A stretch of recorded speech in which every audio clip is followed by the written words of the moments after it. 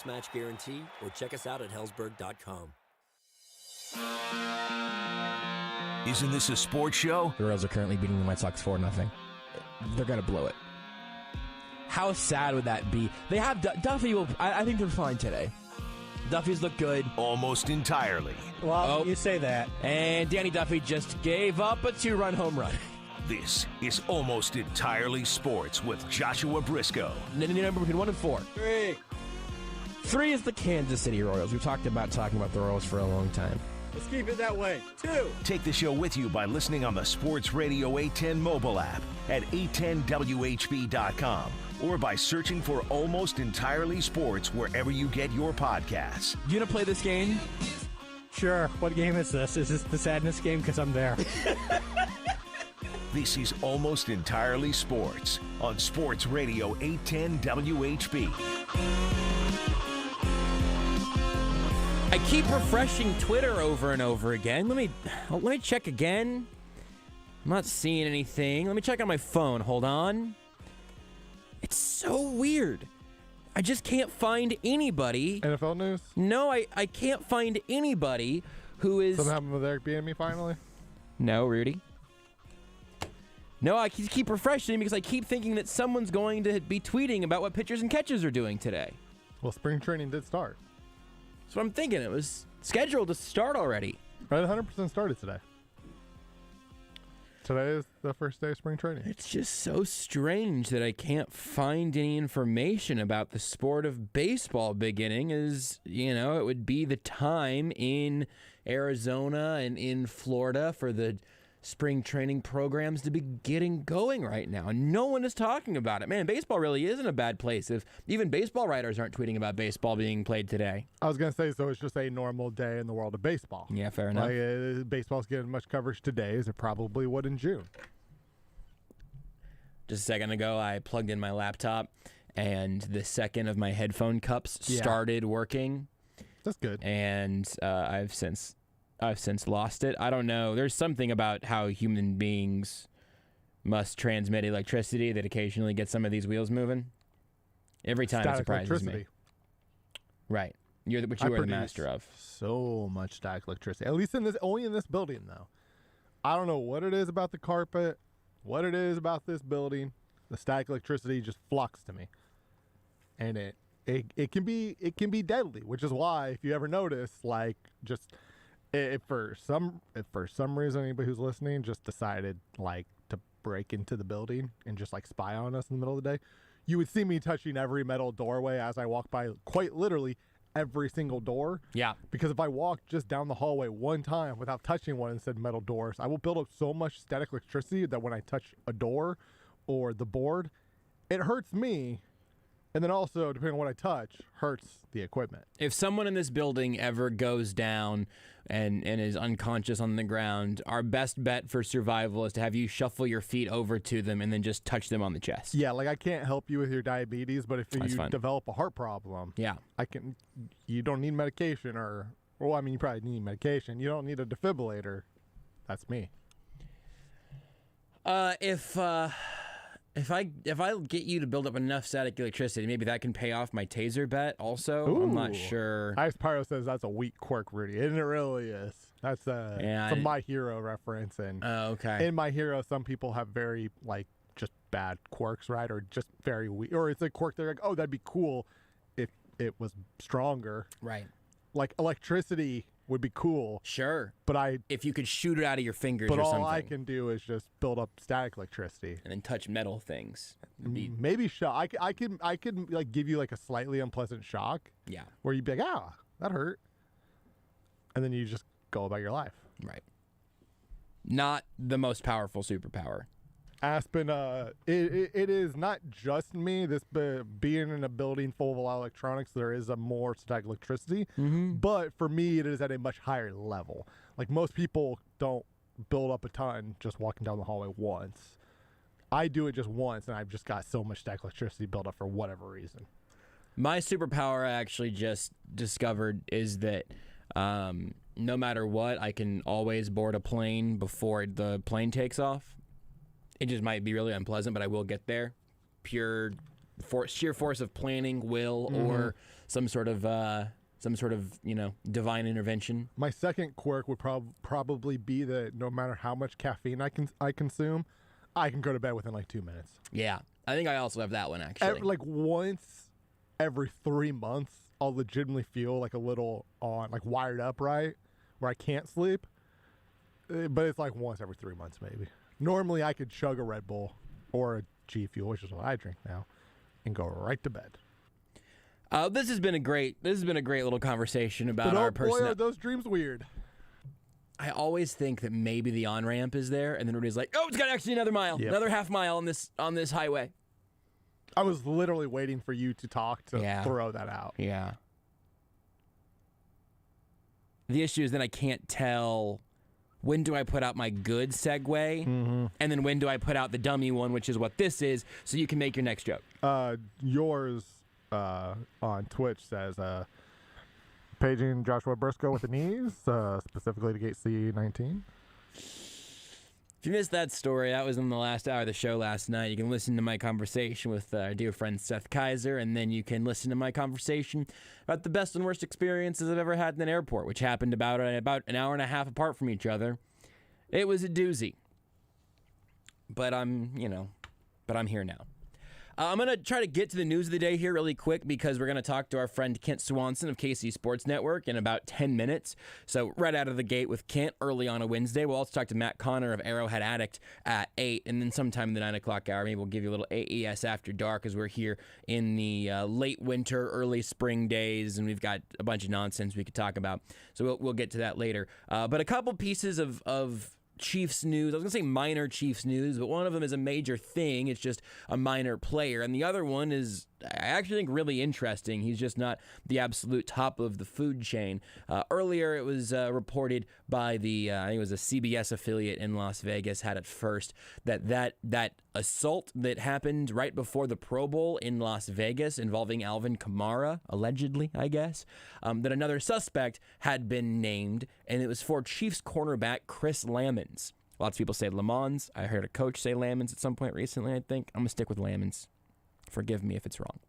That apparently that he was involved in what they referred to in Vegas as a beating of a victim who has since talked to police and has his testimony out there and everything. But apparently Kamara was involved, and now there is, again, reportedly a warrant for the arrest of Chris Lammons dating back to that pre-Pro Bowl assault / beating / whatever verbiage gets attached to it involving Lammons, Alvin Kamara, and at least one, maybe two others. What I saw in the story was that it was Kamara and three others, and then one of those three was identified as Chris Lammons. The original story had some phrasing that made it a little bit murky, but they did also name two others that weren't Kamara or Lammons. So I think they're eyeing 4 in total. The specifics of how much Lammons was involved in all of that at this point, we don't really know. There is some security footage that apparently has been reviewed and all of that. Here's the short version on Chris Lammons. He is one of Dave Toub's favorite special teamers. He played in a ton of special team snaps. Last year ended up being 74% of the Chiefs' special team snaps last year, which also came before he ended up being injured and missing the end of the season. He didn't play in December or January.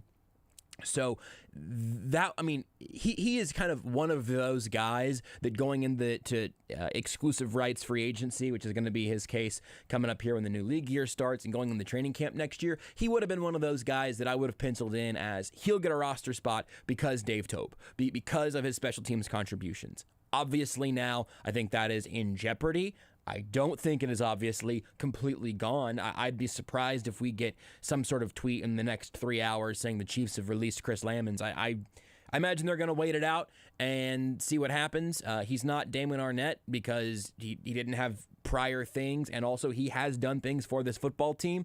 Obviously, the Damon Arnett signing and then release came very close to one another before he did anything with the Chiefs other than get the phrase former Raiders and Chiefs cornerback put in front of his name. But it's been a rough stretch for a handful of Chiefs defenders getting in trouble, and we haven't heard anything new on the Willie Gay Jr. front. Again, Damon Arnett not on the team. My guess is that they'll just let this play out. Several people, including Matt Derrick, Herbie Teope, put out that the Chiefs were aware of this, had no statement at the time, and I guess we'll just see. The Chiefs have not been much of forthcoming in terms of having actual statements about their players being arrested or having warrants for their arrest out. And I've talked about how that's left something to be desired from an organizational leadership standpoint. Right now, though, in this case in particular, I understand that at least publicly, there's a lot of information we don't yet have. But you ought to know about it because eventually something is going to come from it. Either they're going to re-sign him, they're going to release him, they're going to simply let him walk. We'll have to keep that in mind. But That was a development from today. I didn't think we'd have to spend a ton of time on that here, but even less of it of the beginning of our show is going to be dedicated to that today, because the bigger surprise is that Sam Madison, the Chiefs defensive back / cornerbacks coach, is leaving for the Miami Dolphins.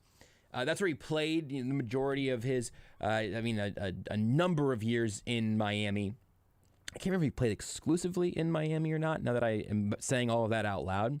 But he was a high draft pick with the Dolphins. I can't remember if he finished somewhere else. Yeah, I'll get us that before the segment's over. But he played in Miami. He finished his career 3 years with the Giants. I thought he played somewhere else. Okay. But he overlapped with Spags there by a tiny bit, right? 9 years with the Dolphins. Yeah, so he was with the Giants. Yeah, 06, 07, 08. 08 was obviously the Super Bowl. There was a connection there. Yeah. Okay, there we go. I knew there was something in there. I just couldn't get it out. Thank you, Rudy. So he's going, I guess, back to Miami if you want to make that be a differentiating factor for him. But also, it does come through as a little bit odd to me, because it's not like he's going to be a defensive coordinator somewhere. He is going to, I'll get you the official title there as well. He does have an additional element on the offensive side, which maybe that is going to help him take a step into the eventual coordinating or head coaching world. But he is being hired to be the Dolphins' new cornerbacks / pass game specialist after being the Chiefs' cornerbacks / defensive backs coach here in Kansas City. Now, this is theoretically taking him away from the safety group in Miami, which he would have been involved in by the name of his title here in Kansas City. And also, the Chiefs do still have Dave Merritt, who has been just listed as the defensive backs coach. And we've heard from both of those guys whenever we've had assistant coach day, every couple of months, maybe during the season, you'll get a day where some of the positional coaches will come out. It was my understanding that Sam Madison kind of outranked Dave Merritt there, and that's, again, partially because they're both listed as defensive backs coaches, but Sam Madison's DBs and CBs, where Dave Merritt is just the single title there, I suppose. I have to imagine that Merritt is not going to be going anywhere, and that he could potentially be given a little bit more of a workload and perhaps try to, and maybe not even more of a workload, but maybe it's just higher ranking or whatever. You would hope that Dave Merritt's presence in Kansas City would sort of stabilize losing a big part of that defensive coaching staff.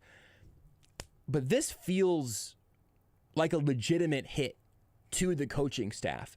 And the main reason that I say that isn't because I have a great deal of understanding of the difference between Sam Madison and Dave Merritt and Steve Spagnuolo and how much of the credit do each of those guys get for the cornerback group, but because of the cornerback group as a whole. Travarius Ward and L'Jarius Sneed and Rashad Fenton, and perhaps to some extent Bashad Breeland. Those are really enormous victories for the Chiefs cornerback group. That they have seen excellent performance come from guys that have not been highly priced free agents, highly touted draft picks. And it's not just that they've played well and hung on for dear life. You've seen them progress over the years. Like Travarius Ward didn't just get stable, which would have been in and of itself, in a trade for Parker Anger, right? That in and of itself would have been a victory for the Chiefs coaching staff, for the Chiefs scouting department, all of that. But he got to a place where he was a useful piece and then got better. That, I don't know how that can be anything other than a testament to coaching. Not to take anything away from the players themselves. They obviously play a tremendous role in that evolution, but this feels relevant to me. And again, maybe for Madison, it's that he's going back to Miami, and maybe that was a tiebreaker. He is from Florida, too. He didn't grow up in Miami, but he is from Florida as well. So, that is it is home. And maybe being able to have something on the passing game side, maybe that's going to fill out his resume a little bit. Maybe that ends up being a move that he likes for the long-term future. Maybe, but it's a little bit weird that the coaching staff is at a point right now where there are a number of these different stories and sort of lateral seeming moves that don't quite all mesh together quite right. It's a little bit odd. This is not me saying ooh, there's some big story bubbling here. Again, for Sam Madison, maybe it's about Miami. Maybe it's about a title on the passing game side. I also would have thought the Chiefs would have tried to have sort of matched an offer if that they could have. If it's going to go be a DC somewhere else, sorry, we got Spags. You move where you got to move to get the better job. In terms of having a very similar title, though, I'm a little bit surprised. I do wonder if they don't have if he wasn't presented with even more of a because not every position coach wants to be a coordinator or even a head coach, right? So I don't know exactly what Sam Madison wants to do. I'm just going to assume he wants to eventually be a head coach because I assume most coaches. That's the feeling that I've gotten specifically from being there for his press conferences. You know what I mean? Maybe they presented him with a hey, this is your path. Right. To being a DC. Not just a DC in the NFL, but maybe even a DC for us, right? Right. Something that maybe the Chiefs didn't necessarily have because I think Spags is my guess is that Spags will not be a head coach again. That's just it just seems likely at this point. I think he's going to be the Chiefs defensive coordinator for probably quite some time still. Andy Reid does not like to have turnover unless it's guys obviously getting promotions elsewhere, right? Like they generally they will stick with their guys unless their guys are leaving for promotions. So maybe like Sam Madison saw that, right? Like it was a chance to do he saw a path, he was presented with a path with a plan of hey, this is how growing for you is better. As well as possible, it was just, hey, I get a chance to go back to Florida. I got to go be in Miami. That's pretty cool. My guess is it's some of all of that, right? Right. I think it probably is. I think regardless of what the reasoning was, I do think it ends up being a negative for the Chiefs. We'll take a break and talk about that and some other stuff with our friend Kent Swanson of KC Sports Network. He's got a couple of really interesting pieces that have gone up recently up on the KCSN Substack. We'll talk to him about Brett Veach's draft strategy, things the Chiefs need to do coming up this offseason, and also if he's getting any weird vibes from the sort of coaching staff little suspense that we're all suspended in, or at least, again, a lateral-looking move there from Sam Madison. But we'll spend more time looking to the offseason, looking to the draft with Kent Swanson of KC Sports Network next. Want more Almost Entirely Sports? Watch the show live on the Sports Radio 810 Facebook page.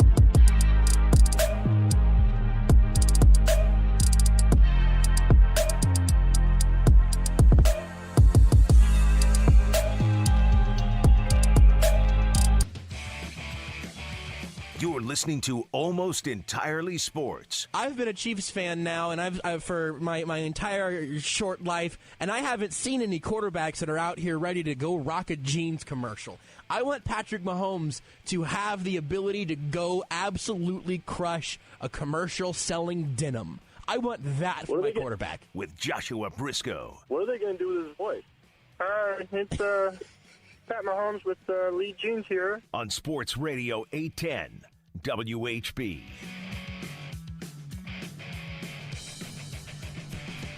Kind of a weird day for some late, weird, not great Chiefs news, but been a good week in terms of getting extra work from Kent Swanson up in the KCSN Substack. You can get his work across the KC Sports Network, KC Laboratory Podcast, all the videos and all the stuff they do all across the network. KCSportsNetwork.com can kind of be your homepage to find all of those things. You can, of course, follow him on Twitter at Kent_Swanson, although I'd prefer that you didn't. But you should go at least subscribe to the Substack, kcsn.substack.com. Kent, I haven't checked your Twitter following numbers here in a little bit, but I know it is tight right now. We were tied at, because we've gotten to a point in our career where they just kind of round up on the thousands. So we were both at 17.6 as of yesterday. You're up to 17.7, but I like my trajectory. I gotta say, I'm coming in hot, man. You are less than 24 behind me at this point, so. Now, I just checked just to see kind of who's following me, see if there's anything interesting. I have recently been followed by @WomenPantyhose, which appears to be an eBay shop where you can, or I guess really just a Twitter account for specifically deals on women's pantyhose. They are now following me, so I don't know if I got that follow over you or not, but. I would love to know how many of your followers are just spam or fake. Oh, I would love to know. Almost all of them. About 16,000. Yeah, no, I paid for 15,000 of them personally. Yeah, just 15. Yeah, that checks out, buddy. Why would I have more fake followers than you would? I feel like this. I don't think I like where this is going. I don't like the trajectory of this. Hey, look, you know what? I'm committed to the integrity of this competition. That's all. Also, I just checked, and you joined Twitter a whole month earlier than I did, so even if you do surpass me at some point, I'm going to have a month to catch up to where you were at. You joined in April 2009. I joined in May 2009. Yeah, I spent the vast majority of my time on Twitter not trying to do this whole sports media talk about the Chiefs thing, though. So, I was keeping it low key for a minute. Actually, honestly, my Twitter was mostly me asking Mellinger questions for Twitter Tuesday. And for the KC Star for 5 years. No, that's perfect. And my defense would be that whenever I joined Twitter, I was 14. I was well into college. I was like a sophomore or junior at Mid-American Nazarene when I joined Twitter. I was 14 in May 2009. I'm not sure I didn't have to do it for a Dave Wegley class. I know you know Professor Wegley very well. I do. His son, I think, too, right? Yes, Robbie was the editor-in-chief of the newspaper, and he sort of he headed up a revival of the newspaper that is now dead because everything that I touch eventually dies. That wasn't Robbie's fault. That was my fault. Josh kills everything that other people love. Yep. That's his thing. That's his right. brand. That's right. Actually why he started up a Twitter account, was to kill the things that people love. I'm still trying to yank Twitter down with me. It's been slow, but you might have seen some of my nefarious attempts. I've, lots of, I'm going to say famous world leaders. I told them to get on Twitter, and then they did. And now look at us, bringing it down, one tweet at a time. Yeah, it's all been downhill since there, buddy. This is it could be a little toxic, My best Twitter advice is if anybody ever asks you the question, if you could have dinner with 3 people, dead or alive, just don't answer it. Because you're just going to be like Jonathan Allen and be like, well, I'm a big fan of war tactics, and there's a World War II guy who I wouldn't mind having dinner with just to pick his brain. I asked people this question all week on Radio Row. I got some great answers. None of them said Hitler. I would adjust your point there, Rudy, to say feel free to answer that question. It's not on Twitter. Just that's don't. What people say Hitler. Just don't say Hitler. You have one job. You can literally anybody else in the world. You can name anyone else in the world, and you went there. Yeah.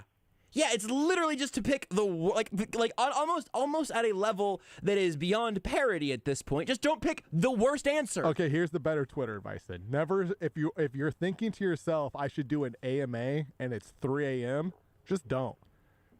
Here's my advice. Answering that question at 3 a.m., my guess is if you're up at 3 a.m., you've had a good night, right? You've been hanging out with people. Don't answer questions when maybe your brain's not fully functioning.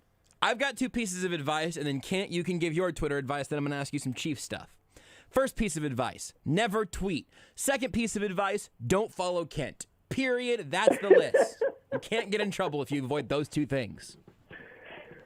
Honestly, I can echo those. Stay away. Don't follow at Kent_Swanson. Just stay away. It's fine. Not worth it. Let me ask you a couple Chiefs things. I guess the one little piece of news that I mentioned there is that Sam Madison is leaving the Chiefs to go have a very similar title with the Miami Dolphins. They are adding a passing game specialist subtitle to the DB side. But I know this is a tough thing to be able to know with any sort of confidence because we're not there as the assistant coaches are doing their thing. And Dave Merritt is also a part of that defensive backfield coaching staff. Spags is hands-on with those guys. So I don't know if you feel any way that you could speak to the specifics of Dave Merritt, but we can definitely talk about the development of the corners over these last few years, and I think it's probably impossible to tell that story without mentioning Dave Merritt, right? Well, yeah. I mean, I think that it is well documented. I've tweeted it out a couple times. Like, you look and you really analyze what the Chiefs have done at the cornerback position from an investment standpoint. They've never picked more than 1/30th, in the draft. Like, the L'Jarius needs the highest pick they've ever made at the cornerback position, and they've not spent more than $3 million in a year for a free agent corner. Like, they paid they paid Harrison Butker more per year than they have any corner in the Brett Veach era. So what Sam Madison has done with those outside corners and just with the cornerbacks in general has been outstanding. Obviously, I know we can talk about the scheme protects them. They play in a lot of 2-high structures that really help take some of the pressure and force some low percentage throws when they're targeting those cornerbacks. But at the same time, they've done their job. Yeah. Largely. I mean, there's been moments for sure where the talent has shown up as an issue, but I mean, yeah, Sam Madison, he did an outstanding job, and that's probably why I'm guessing that's probably part of why he's getting a bump up and a promotion here and an opportunity to go back home to play for the Dolphins, or to coach for the Dolphins. Sorry. If he also wanted to play, I'll tell you what, he might. I would say that he would be a very high draft pick in a assistant coach player pool or something. I think he'd be able to cover Tom Melvin out of the slot. You know what I mean? Well, Josh, to be fair, I don't want to make fun of Tom Melvin. Why did we don't hit Tom Melvin with a straight? He didn't do anything wrong. Why does he have to catch a stray today? I mean, you could probably hold up all right there too. So let's not go too far there. That's generous. I think it's interesting. It's going to be hard to know and hard to gauge how you split up that credit pie among those guys. But losing Sam Madison seems ungood, at least if I can steal your word and if we can make one sweeping judgment. The one thing you mentioned there is in a piece, was leading us right to a piece that people should go check out up on KC Sports Network, the Substack right now, kcsn.substack.com. Go sign up and go subscribe there. And you did a cool thing looking at how Brett Veach has spent his draft picks. And I enjoyed the adding in of Orlando Brown and Frank Clark also, because that cost draft capital, but also you have the extra value of having to pay those guys more in their contracts and everything. So there's some good graphs, some good scoring systems. I really enjoyed this piece. If you want to get every detail of it, you got to go read it. But whenever you went through, I mean, what the Chiefs drafts have looked like under Brett Veach. But did you end up at any point being surprised by anything once you did some of the analysis, or did anything kind of get underlined or jump off the page to you? Well, I think what's interesting is, and you're going to love this, Josh. I can't wait, man. I can't wait. I got to guess. When you stack all this draft capital up and look at the value of the draft capital that they've utilized, and I I subscribe. There's a specific draft chart. If you ever ask which one I use, just follow me at Kent_Swanson. I'll share the link with you. Yeah. That'll be probably easier than trying to explain the Rich Hill trade model to you. But I'll go ahead and tweet it out from at JB Brisco, so you don't have to worry about that extra click. Yeah, I figured you'd probably do that. Yeah. But when you look at the running back position, they've made one major investment at the position, and that sits second in their draft capital usage when you're kind of just looking at just isolating those draft picks. And I just found that so funny. It's like, yes, we know that the Chiefs have dealt with depletion when it comes to actually showing up to draft weekend with picks and quality picks. And they've hit on some guys. I'm not going to say that, but looking at the one time they actually used their first round pick, and it just overwhelming this group. I mean, I'm not gonna try to do too quick a math, but you could take the draft picks they've taken at like corner, offensive tackle, and wide receiver, and I still think they would have spent more at running back than those three positions. So it's like I just listed arguably 3 of the 5 most important positions in football. If I wanted to get really granular, we could talk about just linebacker and running back like that. Yeah. Those being your 1-2 there is.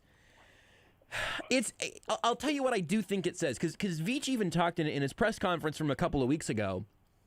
Somebody asked him about corners, and he kind of, I don't want to say he like bristled or got defensive talking about the cornerback thing. I thought what he said was reasonable, which is that like, hey, it's not true that we don't value cornerbacks. It's just kind of where things have fallen so far.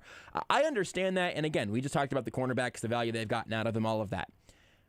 This isn't even like an argument or a take. But I think it's really interesting, and even if you do bring in Orlando Brown and Frank Clark in the later sort of bigger graph, the linebacker and running back jump off the screen in terms of picks they have actually made in what I would say are probably 2 of the decreasingly valued positions with the way the league's been going the last 10 years. Well, I have so many thoughts, and because I spend so much time focusing on the draft, and I love this team-building time of year. It's one of my favorite time of year. Like, there's a lot of thoughts that are kind of running through my head when it comes to all this roster construction stuff. So you look on his face, and running back, linebacker, 2 of the highest, the 2 top, from actual picks, that they actually used in the draft. Those are the 2 highest, positions that they've invested in. But I also want, I'm glad I added, adjusting for trades because you see the defensive end position being such a valuable piece. You see how much more they really invest in the offensive tackle. Like, you look at the entire picture. I think the Chiefs wanted to try to hit, I think sometimes they try to hit singles in the draft. They're trying to just build that quality of their roster. They're trying to add, capable buys. It doesn't seem like they've drafted a ton of guys with super high ceilings. They've hit and they've had a lot of success on some very specific skill sets at times. And Derek Nottie, the only pick of real value in their 2018 draft that they completely squandered. And Derek Nottie, outstanding 2-down player, but he's not a guy that's going to generate a ton of pass rush. Linebacker, I think, linebackers are kind of part-time players. You're not going to see a ton of linebackers playing 100% of the snaps. Right. But you look what Nick Bolton is, he's outstanding at what he is. And he's presented a ton of value, and, he's probably going to be the future Mike of this football team. Running back, you're hoping to add you hope you're getting more out of your running back than what the Chiefs have invested, but they got a player that can contribute. And so it's funny to watch how they how all this the whole picture plays itself out. But it does seem like the Chiefs are just hoping to hit some singles and doubles, to stack the quality of the roster and then use big capital, big expenses on superstar players, kind of building around it. In some ways, it's a little Rams-ish, if you will. Yeah, well, so how do you feel about that? Because, again, specifically how you feel about that strategy. Because the Rams thing is interesting. We talked about this some last week, that, one of the reasons the Rams strategy has worked is because they did find Cooper Kupp later in the draft, right? And this isn't a great one-to-one, but the Chiefs found L'Jarius Sneed, Cooper Kupp's more of we get it, everyone gets it, right? But the Rams have had pretty good value coming out of later in their draft, and I think that thinking of at least, I'm not thinking about it too hard, day 3 picks as guys that help fill out your roster on some level. Maybe you get lucky and there's a starter in there. Maybe you have some guys that don't make the team out of camp later. That big bucket of value, that makes sense to me. But I don't know where that cutoff should be. And whenever you're looking in the 2nd or 3rd round, Do you like the idea of higher floor, lower ceiling, or higher ceiling, lower floor with the variance, knowing that, hey, this could still be a bust? I also don't want to put it in a totally binary way like that, because I think that Breland Speaks was supposed to be low ceiling, high floor, and was also low ceiling, low floor. So that also can exist, I guess. Yeah, I don't know. I don't think I've typically loved exactly how he's built this roster entirely. Like, I've had my questions about, the positional value argument, but it's hard to parse through all of it though, because I think he's done a really good job on day 3. Like, I think he's crushed day 3s of his draft for the most part. The last 3 years, Nick Allegretti, Rashad Fenton, Mike Dana, L'Jarius Sneed, Trey Smith, Noah Gray. Like, he's been able to pick up guys in day 3 of the draft and find good value. So there is a piece of this where he's identified talent and this team's been able to develop these guys. But I've also been very underwhelmed by what he's done in the first 2 days. So it's hard to take the good and the bad. It's hard to piece all this stuff together and get my exact pinpoint emotions on. I wish they would value some of the positions that we've talked about a little bit more. Corner, wide receiver. I think you saw wide receiver being kind of ignored the last couple of years, coming back to buy him a little bit this year. It's really interesting. You got to go read the full piece if you want to get a little more on kind of each of these groups. I don't want to just, have you turn this into an audiobook for people to hear on this show. So go read that up at the KCSN Substack. Because I also want to talk to you about the other piece that came out, early this morning, I guess. I read it this afternoon because I'm not trying to be up at 6 a.m. or whenever the story dropped. But you wrote a little bit about 5 things you think need to happen this offseason for the Chiefs. And you want to talk about pass catchers, and you want to talk about maybe ignoring that position group a little bit over the last couple of years. You open up with a strong punch in this piece under this particular bullet point. And it's something that I just don't think very many people realize. I will turn this into an audiobook for everybody. I'm going to read from the one and only Kent Swanson. Here is a list of Chiefs wide receivers from last month's AFC Championship game who are under contract for 2023. I don't know if we have time for this, Josh. Yeah, unfortunately, Rudy, I know you love interrupting me. That actually was exactly where I wanted you to be, because that was the end of the list. That was the list. He couldn't even sneak in the quick punch because that was the list. That's how quick that list went by, as you caught Rudy on his heels, and Rudy's never on his heels or ever on the ground. Never on the ground. Much like Breland Speaks. This is a Breland Speaks joke, isn't it? Yeah. No, Rudy did make that joke in my headset earlier, and I typically will steal his jokes and not give him credit. But that really felt like the ghost of Beards making a joke to Rudy, and then Rudy being the vessel in which I heard it. That was like Beards' go-to interrupting joke. Never on the ground. It was also his only line on maybe anything, but definitely Breland Speaks. And he was also right. 90% of what Beard said on this radio show was never on the ground. Yeah, that was almost the only thing he ever said. But so not only do the Chiefs have their immediate issues at wide receiver, and this is a conversation that I had whenever they were picking 32nd, and I don't want to talk about it anymore. But did you know T. Higgins went 33rd? Did he? Yeah. That doesn't seem right. Let me Google I think that. Michael Pittman went 34th, too. No, he definitely... Next thing you're going to tell me is that the Chiefs drafted McCole Hardman over DK Metcalf. Yeah. Doesn't seem right. That didn't happen. None of those things were real. So this is interesting, because I think most of our conversations about pass catchers, and you've got to think about pass catchers here as well in general, but most of it is about this year. There is not a future laid out for pass catchers around Patrick Mahomes after next season. That's bonkers. I think it's insane. I think it's crazy. I can't believe that we're at a point, and I think I am not when I say this, I'm not predicting the wheels are falling off Travis Kelce, but Travis Kelce makes us forget he's older than I am. I'm about to be 33. He's older than I am. That's just as unlikely to me as the Chiefs passing up two really excellent young receivers on behalf of a running back who earlier you called a contributor. They'll never do it. Oh, the contributor tag. Doesn't that just hurt? Yeah, I really hated it. I was going to let it go, but apparently it was still bubbling up inside of me. The road to Super Bowls is by getting a bunch of contributors in the first round and then hitting big in the 5th round. Josh, you are feeding a fed horse so much with this Clyde Edwards-Helaire stuff. R.I.P. Popeye. Oh, no, not Popeye. We just got 5 jokes from the last 5 years in like 2 seconds. That minute was for ESPN Kansas City, almost entirely sports listeners.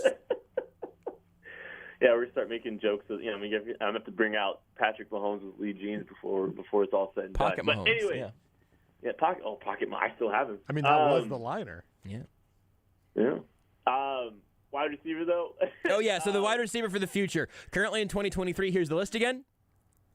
There it is again. Josh, we're running out of time. You got to speed this up. All right, go ahead, Kent. They've got. You normally see the Chiefs make very conscious efforts to kind of be a year ahead of stuff. They're a year ahead of contract years. Yeah. You know, they've done this historically. So I think the Chiefs are definitely going to address it for 2022, but I think they need to address it short and long. I think you could see a 1-year prove-it deal on a guy like, Juju Smith-Schuster or something like that. But they need to draft a wide receiver in the top 100. They need to draft a receiver, frankly, I think, in one of the first 2 rounds. And there's good value. There's good players available. I would love to see a guy, a dynamic, player. Maybe a George Pickens, a Jameson Williams. We can talk names later, but some of these guys coming off injury that the Chiefs might be able to get 30 could wind up being immense value for them down the road. And you're going to look back and say, I'm really glad the Chiefs made that pick because, maybe they go and address Tyreek Hill's contract. That's great. Maybe they, draft a guy. They need to add more long-term solutions to the pass catchers because you never know with Kelsey, as he's getting older and he's going to have to start maybe taking less snaps and all that kind of stuff. They've got to start insulating Mahomes with more weapons. Yeah. What you mentioned that you're not trying to tell people that Travis Kelce is like falling off or anything. Here's what I would add to that particular lane on this. If you want Travis Kelce to play longer, the thing you just touched on there at the end is something that I think we should probably talk about more, which is having him play a little less over the course of these now 17-game and really usually 18, 19, 20-game seasons. Having that slider be able to slowly move down, maybe that helps from being a total drop-off because his body breaks down in 2 years or whatever. That seems very reasonable. Do you think they're actually going to do that? I think Matt from our show, Matty Lane, I think he looked at this. I think his snap percentage did start to decline a little bit this year. So I do think that there is a little bit more intentionality to give him some more rest and some moments and some opportunities. Mm-hmm. I think there's some moments against the Bengals. I think he was off the field, if I remember correctly. So I do think that there's a plan to kind of help mitigate and manage his snap count and the toll that his body has to endure. So I do think there's some intentionality there for sure. It's just a matter he's so good he makes people forget how old he is. Yep. And I think that's a wonderful trait, but also this league is unforgiving, and I have a hard time saying you just continue to roll with 35-year-old Travis Kelce and Tyreek Hill in a new deal, and you really don't have any long-term plans or long-term guys that you're trying to help get Mahomes kind of, in sync with over the next couple of years. Because, Andy's offense is notoriously difficult on rookies too. Yep. So, there's a lot of reasons you need to start finding long-term solutions now before it's too late. And I think it was too late this year. Yeah, I 100% agree with that.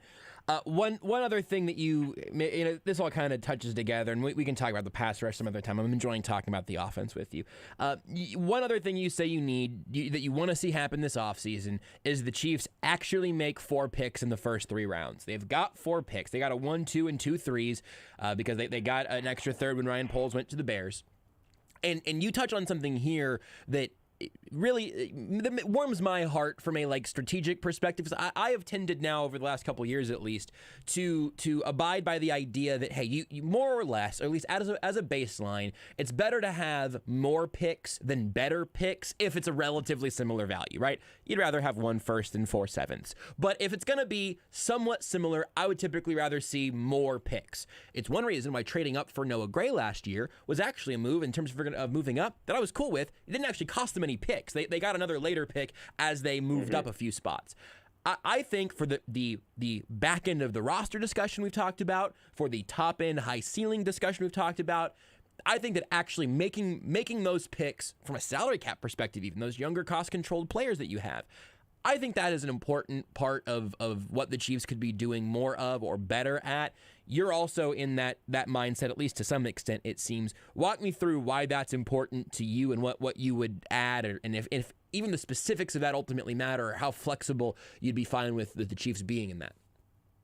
Well, one of the things that when I'm I can't really pinpoint my exact feelings on Brett Veach, as I so eloquently didn't put it earlier. Just like I'm all over the place with how I feel about him, and one of the things that is a knock on things I don't like is I don't like how aggressive he is with his draft capital, and he has made exactly 6 picks every draft of his tenure. He's made exactly 6 in every single year. He's been aggressive in moving up and all that stuff. He has no problems going out and doing that. He's traded up, I believe, in every year. He's never traded back still, I don't believe. I think you're right. I would just like to see this team give themselves more cracks in that day 2 range. Yep. Give themselves more, really, that's really what it comes down to. And pick 30 is barely day 1. Mm-hmm. I'd like to see him trade back, and then you can move around. Just make 4 picks in the first 3 rounds. If you trade back out of your first round pick and wind up with a bunch of a little bit more day 2 capital and move out, I don't care. But I just want to see 4 swings on guys in the first 3 rounds of this draft. They've got the picks to do it. But I think this team is – who's the blue chip player that Brett Veach has drafted? I mean, you might be able to make your argument for Nick Bolton or Creed Humphrey, but that's on 1 year, and that's maybe Willie Gay. But again, that's also being very local about it, to be honest. I mean, I think I'll be honest. I think Creed Humphrey has a chance to be the blue chip. Mm-hmm. I think he has the chance to be the blue chip, and I think that could come very quickly. But I thought L'Jarius Sneed had a chance last year. I think it's going to ultimately be Creed. So it took 4 drafts for him to finally hit on a blue chip player. This team needs more of those. They need. Obviously, it's like this is going to be like, hey, the Chiefs need to have good drafts, right? Right. That's just that's a really basic. They need to make more picks and have better picks also. Welcome to Almost Entirely Sports.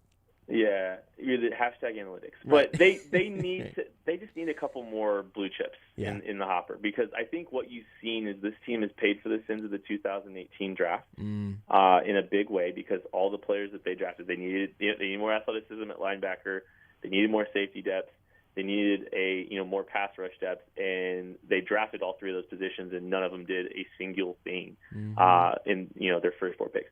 This team needs to hit on some players and giving themselves more chances to hit in that day 2 range, where I think they've had some success, especially recently. Like, go grab some young guys to help kind of rebuild this nucleus, because this team is kind of, I don't want to say they're having an identity crisis, but they're kind of caught between phases right now. I think like the Super Bowl winning team is about to be, I think it's about to be pretty much gone, in a very tangible way. And so now, the new era is kind of starting to look upon us, and you need to start building young, cost-controlled talent around Mahomes, especially as he gets more expensive. Here's my last question for you. It made me think. I've written down my list. I'm not sure if I even believe in all of these. How many position groups on the Chiefs roster right now would you say are young? Which I'm going to make, compared to the rest of the league, however you want to do that. How many position groups are young? Okay. Well, I would say quarterback is undoubtedly young. Maybe not for every other position, but you are QB young in Kansas City. 100%. Offensive line, I think, is extremely young. Agreed. And good, and that's cost controlled, because Orlando Brown's coming back. I would imagine. Yep. Linebacker. Linebacker's gonna be in the next month. Young with all the draft capital. Yep. And do they even have a cornerback on the roster? I wrote down QBOLLB CB ? That's it though, right? Like, that is definitively it. And you mentioned the draft capital, what it cost to do that, to make that unit young. A first rounder and more to go get Mahomes. I will say I continue to be okay with that trade up. I'm personally. Yeah, it's all right. It's fine. Offensive line, a first-round pick-ish trade package for Orlando Brown, a huge free agent deal for Joe Thuney, a second-round pick for Creed Humphrey, and then good value at the right guard and potentially right tackle spot still. And then at linebacker, it's 2 second-round picks in the last 2 years. And at cornerback, we're not really sure who's actually on the team. there are 3.5 young positions there that account for pretty much all of their first 2-round draft picks over the last several years. I don't know that that's good. I don't know that that's. I haven't thought about it this way. I don't know if that's very good. Yeah, I'm not sure, man. And like, to be fair, and I think the running back kind of, discussion earlier kind of puts into perspective. Brett Veach has been aggressive about using his capital for not young players. Mm-hmm. And I mean, I think that's going to be a cornerstone of how he builds teams. I'm not sure it's entirely wrong. It's just I really wish that they would have been able to kind of replenish that youth a little bit more than they have. And like, that's one of my bigger frustrations is I would like to see this team build a little bit more through the draft. And I don't think that that's really their priority as much as it is. I mean, they're trying to build, they're trying to get good players, but it doesn't seem like they're really trying to build a nucleus, if you will. They're trying to build a group of quality players that can help their nucleus of high investments kind of achieve their their goals. And I guess the difference there, I think, is that if you can do a veteran reloading every year and keep your head above water that way and still be excellent that way and support your MVP quarterback that way, then that makes sense. That works. But if you have a year where you miss on those, or certainly if it's moves like Frank Clark, where ultimately it has cost you the youth of the youth of the position in draft capital and a lot of money in salary cap and all of that, it seems like there's less margin for error in that strategy. Oh, there is. And that's one of the other things that really kind of bothers me about some of the approaches that the Chiefs have taken in the past. Like, there is not a ton of margin for error for how this team operates. Yeah. And I mean, if Anthony Hitchens isn't worth, the contract, if Frank Clark isn't worth the contract, that's pretty difficult to come back from. It's your capital expense, it's your cap space expense, like with a guy like Hitchens. And oh, by the way, the Chiefs have invested immensely in the linebacker position in the draft on top of free agency. And you better have one of the 5 best linebacking cores in football, and the Chiefs decidedly do not have that. Yeah. So I don't know. Some of the frustrations like that, we're really unpacking a lot of things that kind of bother me about the approach. I'm just glad we were here to unpack some feelings tonight. If we can unpack some feelings, then we've done our job here. Ideally, also would like to send people to the KCSN Substack, kcsn.substack.com. If you want to see everything about the Brett Veach draft capital charts and what Kent saw there, going through the position groups they addressed, the 5 things they need to do this offseason. We did not get to all of them. You're going to have to go read some of those in the Substack, plus the Casey Laboratory podcast and video breakdowns. Anything else people need to know, Kent, other than not following you on Twitter? Hey, draft season is coming. Draft guide season is coming. Yes! Be on the lookout for some announcements coming in there pretty soon. The draft guide is very much back, and for the first time, I can plug it on Josh's show, so that'll be fun. And you can buy T-shirts for it right now at kcsportsnetwork.com. Uh-oh. No, you can't? Oh, whoops. Yikes. Okay. Thank you, Kent. We'll talk to you again, presumably next week, and maybe we'll unpack some more then. I mean, anytime. Kent Swanson, KC Sports Network, kcsn.substack.com, kcsportsnetwork.com, KC Laboratory Podcast. The draft guide is coming as well. The draft guide is so freaking good, man. So good. We can talk more about the draft guide whenever we get there. We'll take a break here on AES. Talk to Matt Connor of Arrowhead Addict next.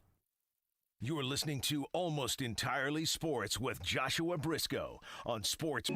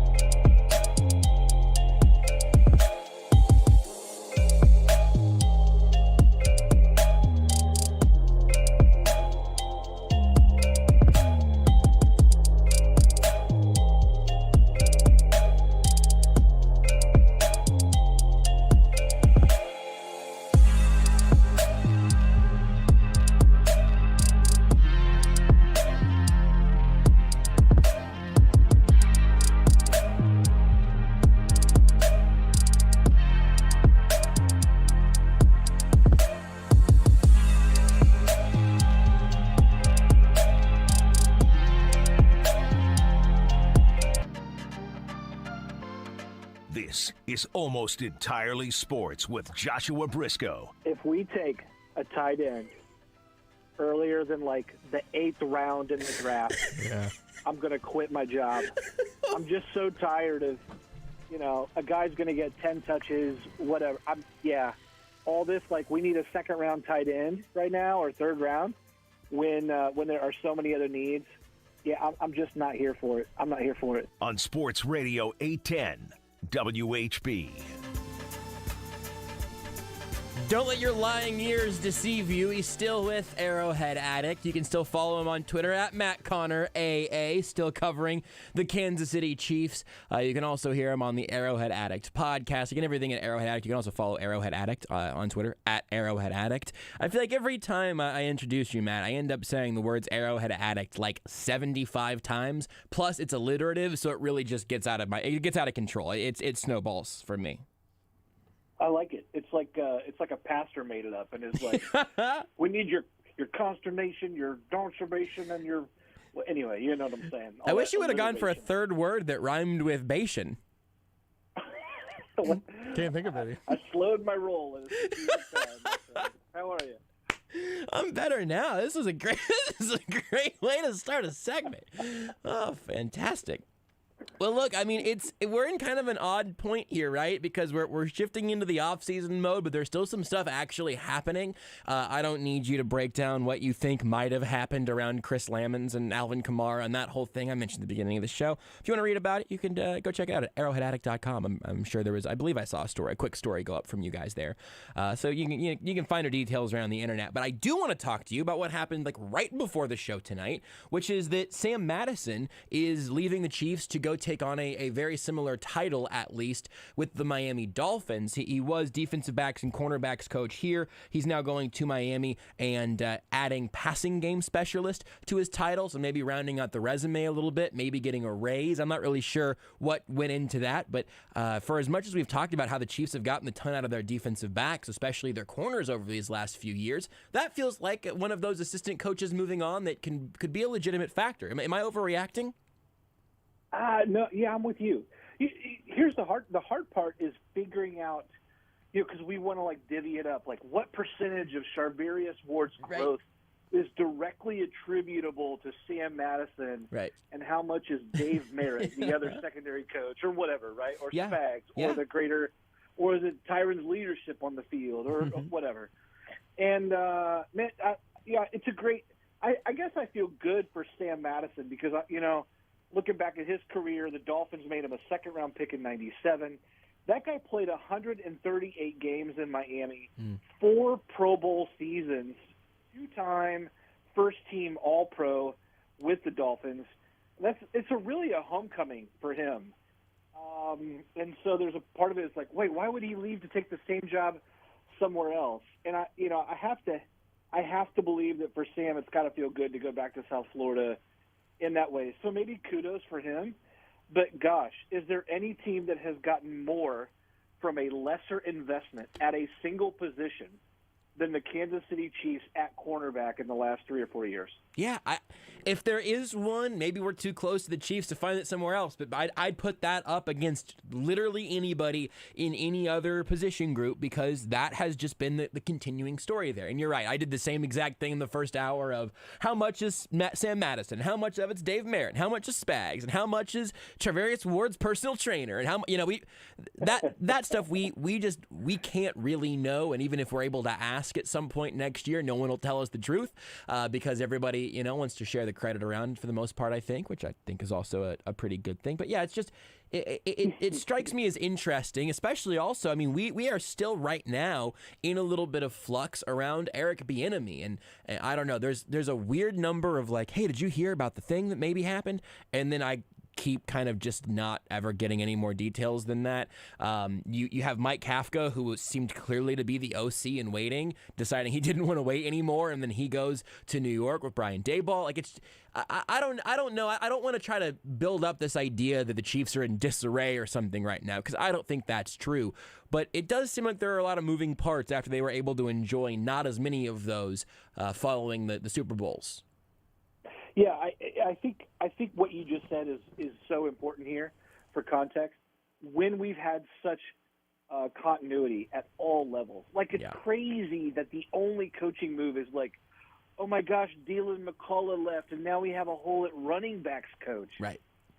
Like, when that's the only difference, it's just one of those, like, I don't know. I'm assuming, like, if you had a lifeless marriage, and then suddenly after a few years your wife walks in wearing something, like, silky and sexy, and you're like, wait, what's going on here? What, Like, I just think it's one of those things where it's like, oh my gosh, there's actual coaching movement. What's going on? And every other franchise is going, yeah, she usually wears that. She's just not used to that. And I think maybe that's it. So we still have both coordinators, at least right now. We still have most positional coaches. We just traded our linebackers coach for a defensive coordinator, right? Who was a longtime Ravens D-line coach. I'll take it. I can't. I can't tell if you're crying for help or if you're bragging. Every time you let me on the show, I try to get someone to intervene, and everyone just laughs. So what can I do? No, that's the best way to make sure that we just keep calling you, because it's just every week there's gonna be something. Oh, that's wonderful. So I mean, outside of that, because again, you're right. It's either the status quo or it's changing, and either way, there's something to it.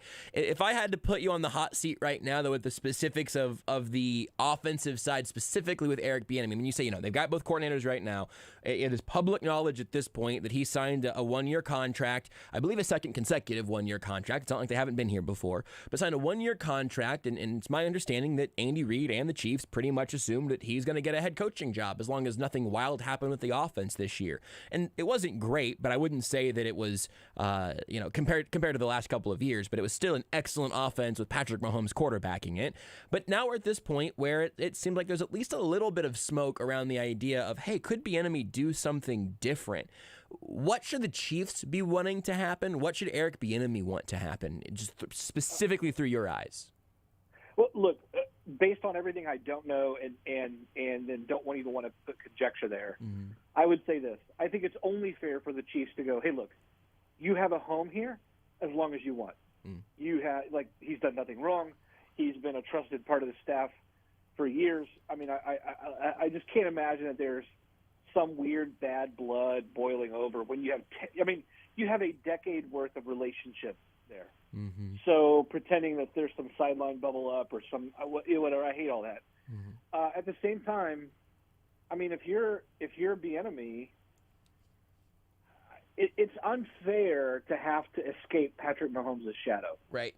It's unfair to have to move outside of Andy Reid's coaching tree. And that was an asset for Matt Nagy. That was an asset for Doug Peterson. Like everything that worked in everyone's favor suddenly is like working against Bieniemy. It's just so silly, the number of things that are called a hurdle for him that are an asset for so many other people getting jobs across the National Football League.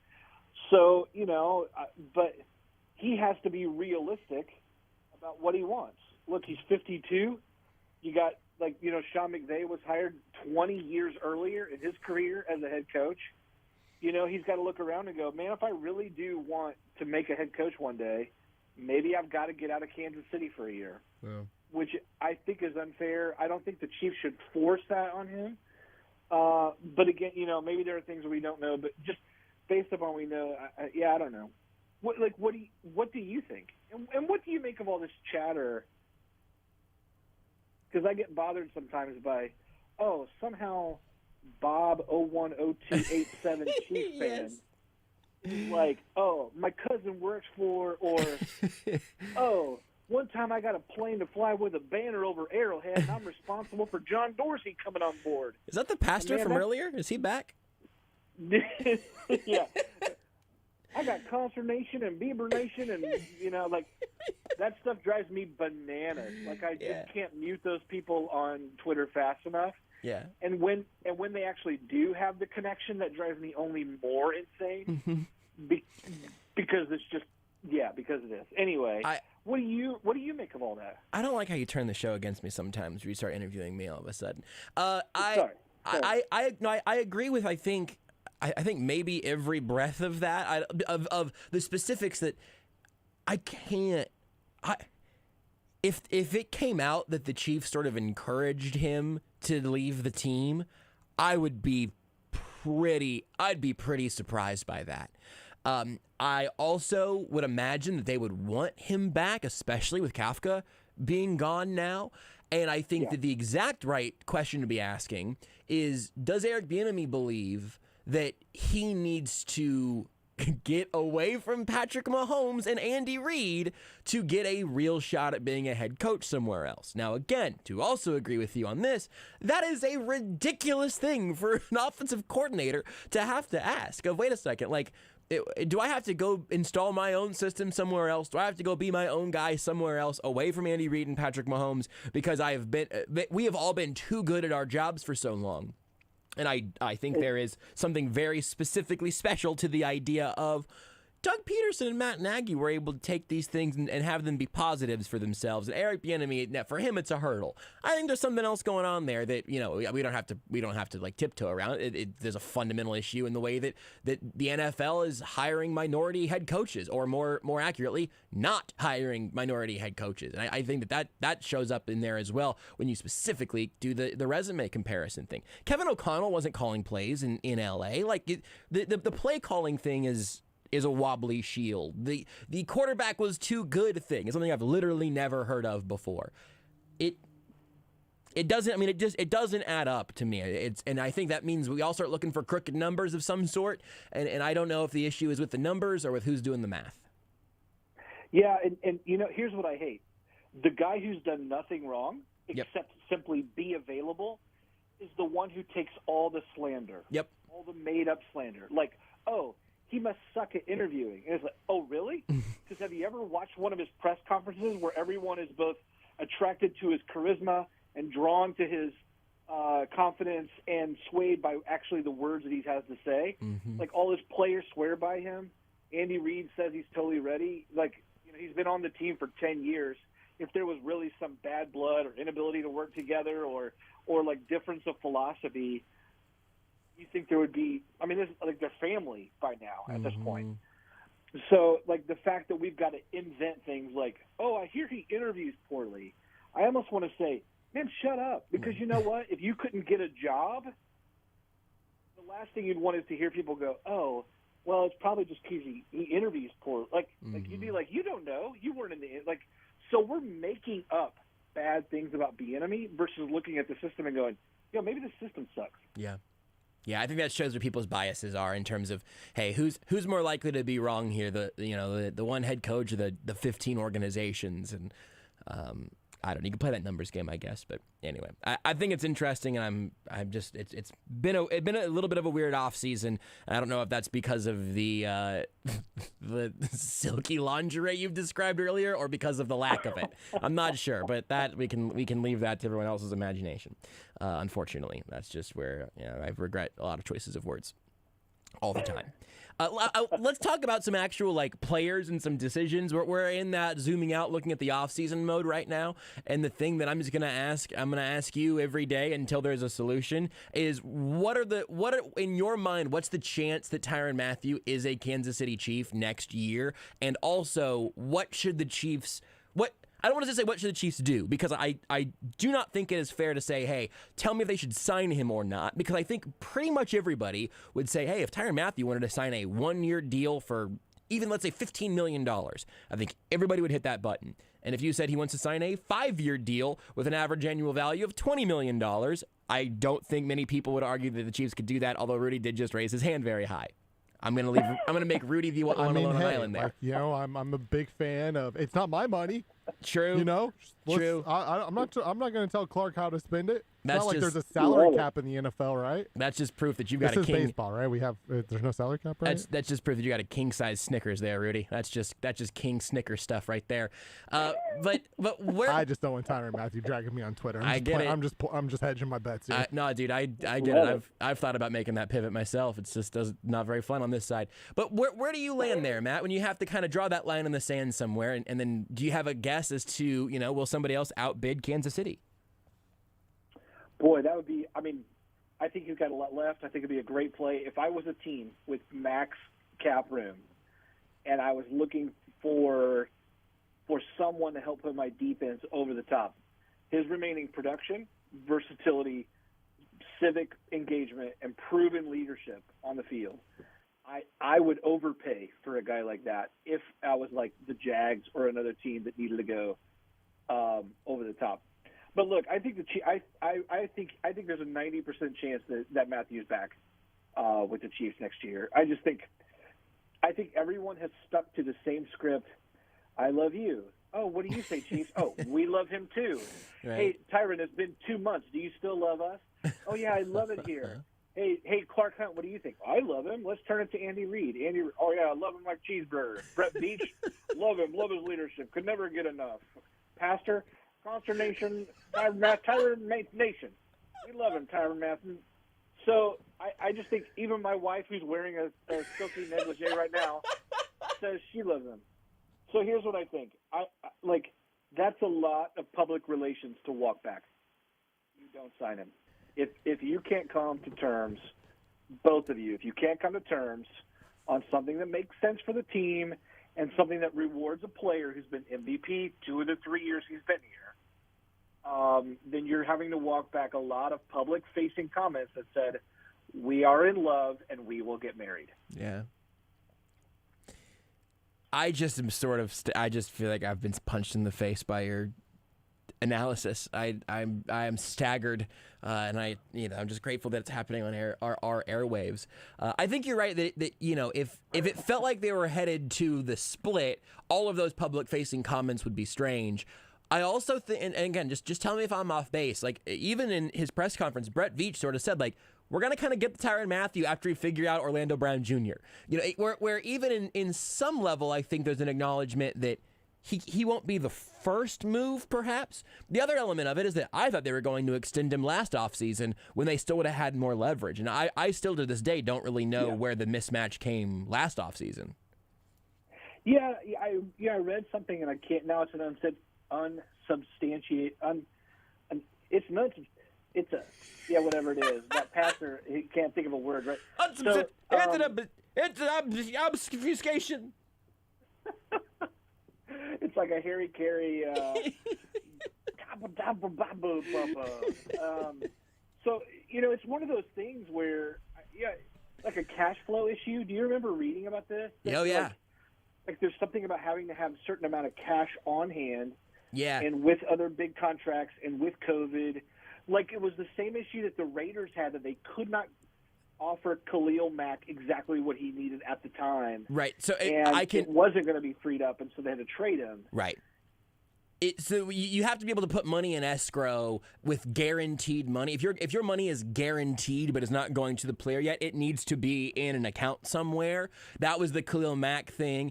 It's also sneakily one of the clever things about Patrick Mahomes' guaranteed mechanisms. It's not all guaranteed at once. It each guarantees for the next year. It's a clever little piece of that I feel like more people should probably know about. But yeah, the cash in escrow thing. That's it. So, if that was going on, and that because everyone just seemed to say, "Hey, we will have the cash, we will get this done, it will happen later on." If you're Matthew on a bad day and you're out there with your feelings on Twitter, which is every day, then you're probably feeling like, "Well, gosh, like get something done. I'm tired of waiting." Like, I get that. I totally get that. But man, I don't know. To me, the public-facing comments is all about it, because there are so many ways to hedge your bets. There are so many ways to say, well, yeah, we're going to try to get something done, or, we're in the middle of talks, or we will see, or no. I mean, there's just so many ways to walk it out there versus, oh, yeah, we're going to get something done, and we love Tyrann and we want him here for the rest of his career. Like, you can just say it 100 different ways than that. Yeah. Let's switch gears to, I don't know, more forward-looking things, because we're going to have all the time in the world to get to all of that. But is there a position group or an off-season narrative to this point that you actually think, again, we're going to beat all these to death over time, but that you think is under-discussed at this point? Like, you know what? The Chiefs have a real issue here, and it's not the first, second, or third thing most people are talking about. Isn't it safety, even if you add back into the fold? Yeah, sure. Or is that talked about enough? No, I think are you saying with Tyrann Mathieu back, you would still want to look at safety? Oh my gosh, give me a first or second round safety for sure. Talk to me. I mean, look, Juan Thornhill looks the part. Mm-hmm. Like OMG safety that first year, and then after the injury, he went from rut-row to I guess he's getting better. But there's never been that full return back to the guy that we saw, the dynamic guy that we saw who was growing so much in weeks 15, 16, and into 17 before he got injured. We've never seen that again. Sorensen leaving. If the Chiefs made an upgrade from Sorensen to dynamic playmaker, that changes everything. Yeah. Everything in that secondary and allows for so much more in terms of what you can do on the field there. I think if you make another Thornhill type of investment, second round safety, you're going to get one of the best ones in this class just based on where that position is normally taken. And I think that would make such a huge difference for a team that plays so much in that nickel dime defense and depends on that position and has gone with basically league average or worse at that position. I just think you have to do it. Yeah, I actually completely agree. We talked about safety a little bit before last year. And that was whenever, again, that was Thornhill kind of like on his way back, still hoping for maybe a return to rookie form, and maybe he ends up getting back there, maybe not. But I totally agree. You're playing three safeties out there 70% of the time as is, and if Thornhill's your third guy then, and you're able to have somebody, or certainly if they let Tyrann Mathieu walk, I think that's a really good call. Is there anything that we're overreacting to or talking about too much right now that actually isn't that big of a deal in your eyes? Man, it's a great question, but no, I think everything is adequately on fire and being discussed as being on fire. Edge is a real need. I think if anyone's like downplaying wide receiver, that just drives me crazy. Mm-hmm. I mean, the Chiefs are on record as like, I'm out here on player tender. I'm looking for any wide receiver, please. We're swiping in every direction trying to get someone here, and like everyone's like, no thanks, no thanks. Yeah. And then Josh Gordon is like, thanks, and that doesn't work out. And so like such a public courting of Juju, of T.Y. Hilton, of Josh Reynolds, that if people think we're not going to go there again. But I read all the time on social media, we don't need a wide receiver. Don't talk about drafting one. We don't need to pay one.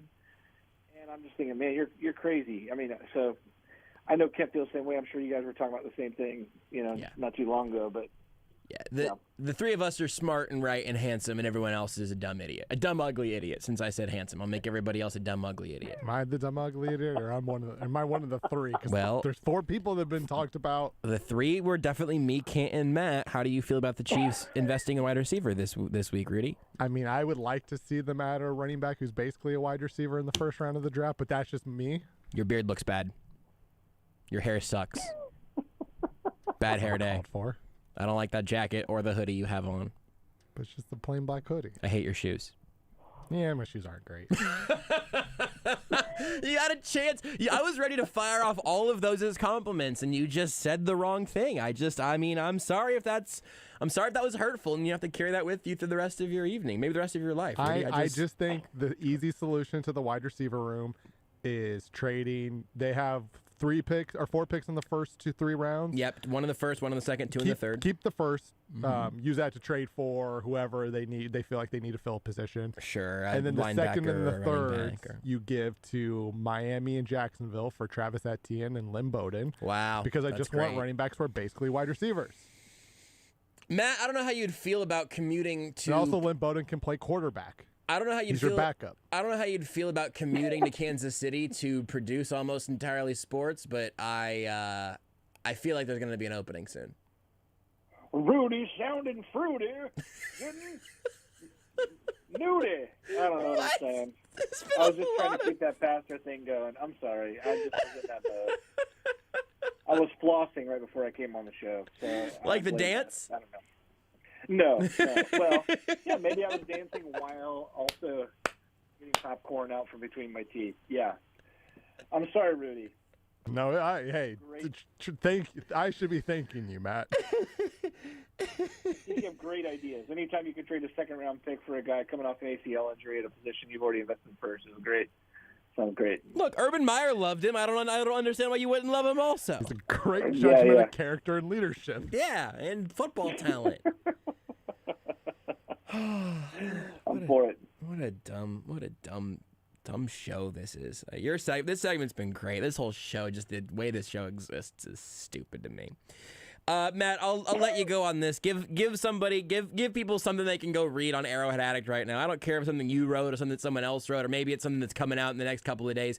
Go give people something to click on at arrowheadaddict.com. But the only condition is you have to do it as a pastor.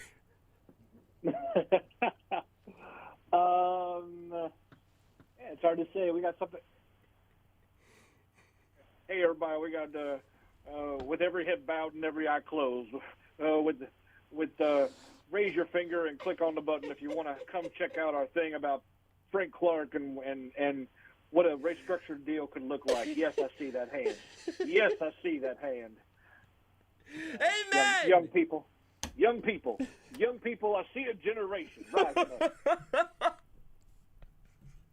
Sorry, I grew up in that stuff. I could probably do this for your whole segment. There's a reason that I am particularly tickled by that impression, and it's not because it's the first time I've heard from that pastor. I'll tell you that much. Wow.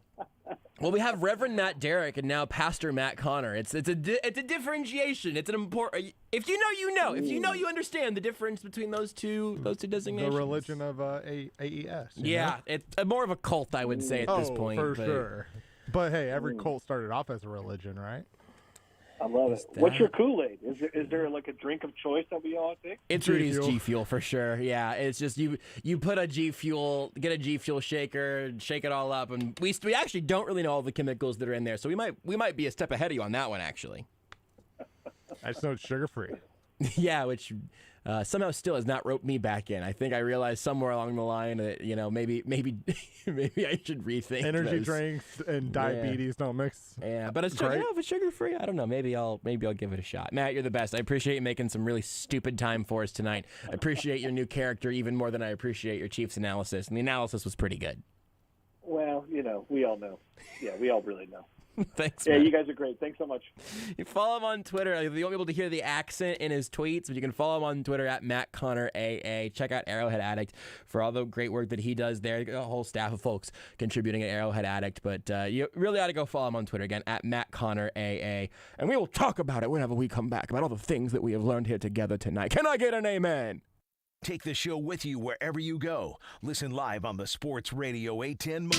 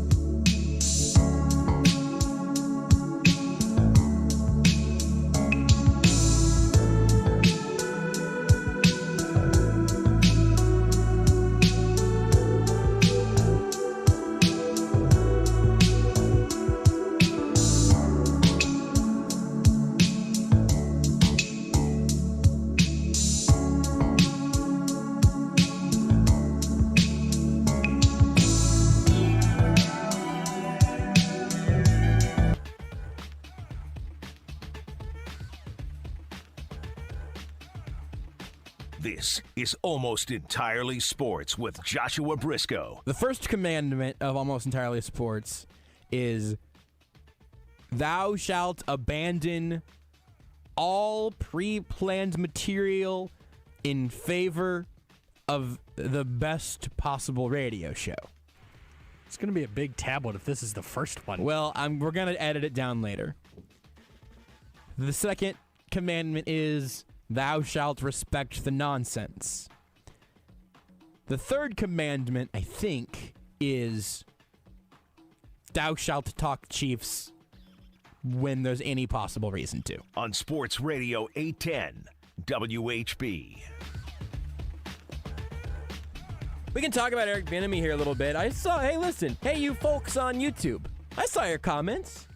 We're going to get around to it. When I was talking to Matt Connor, I wrote on my legal pad in big, bold letters, EB, so I could circle back to that, and we could talk about him a little bit more here.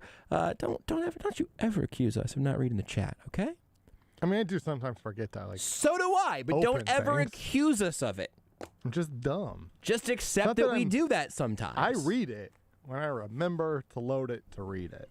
And I read it when I remember to load it to read it, and also feel like reading it, and also feel like there's a space in the show where I can read it. Yeah.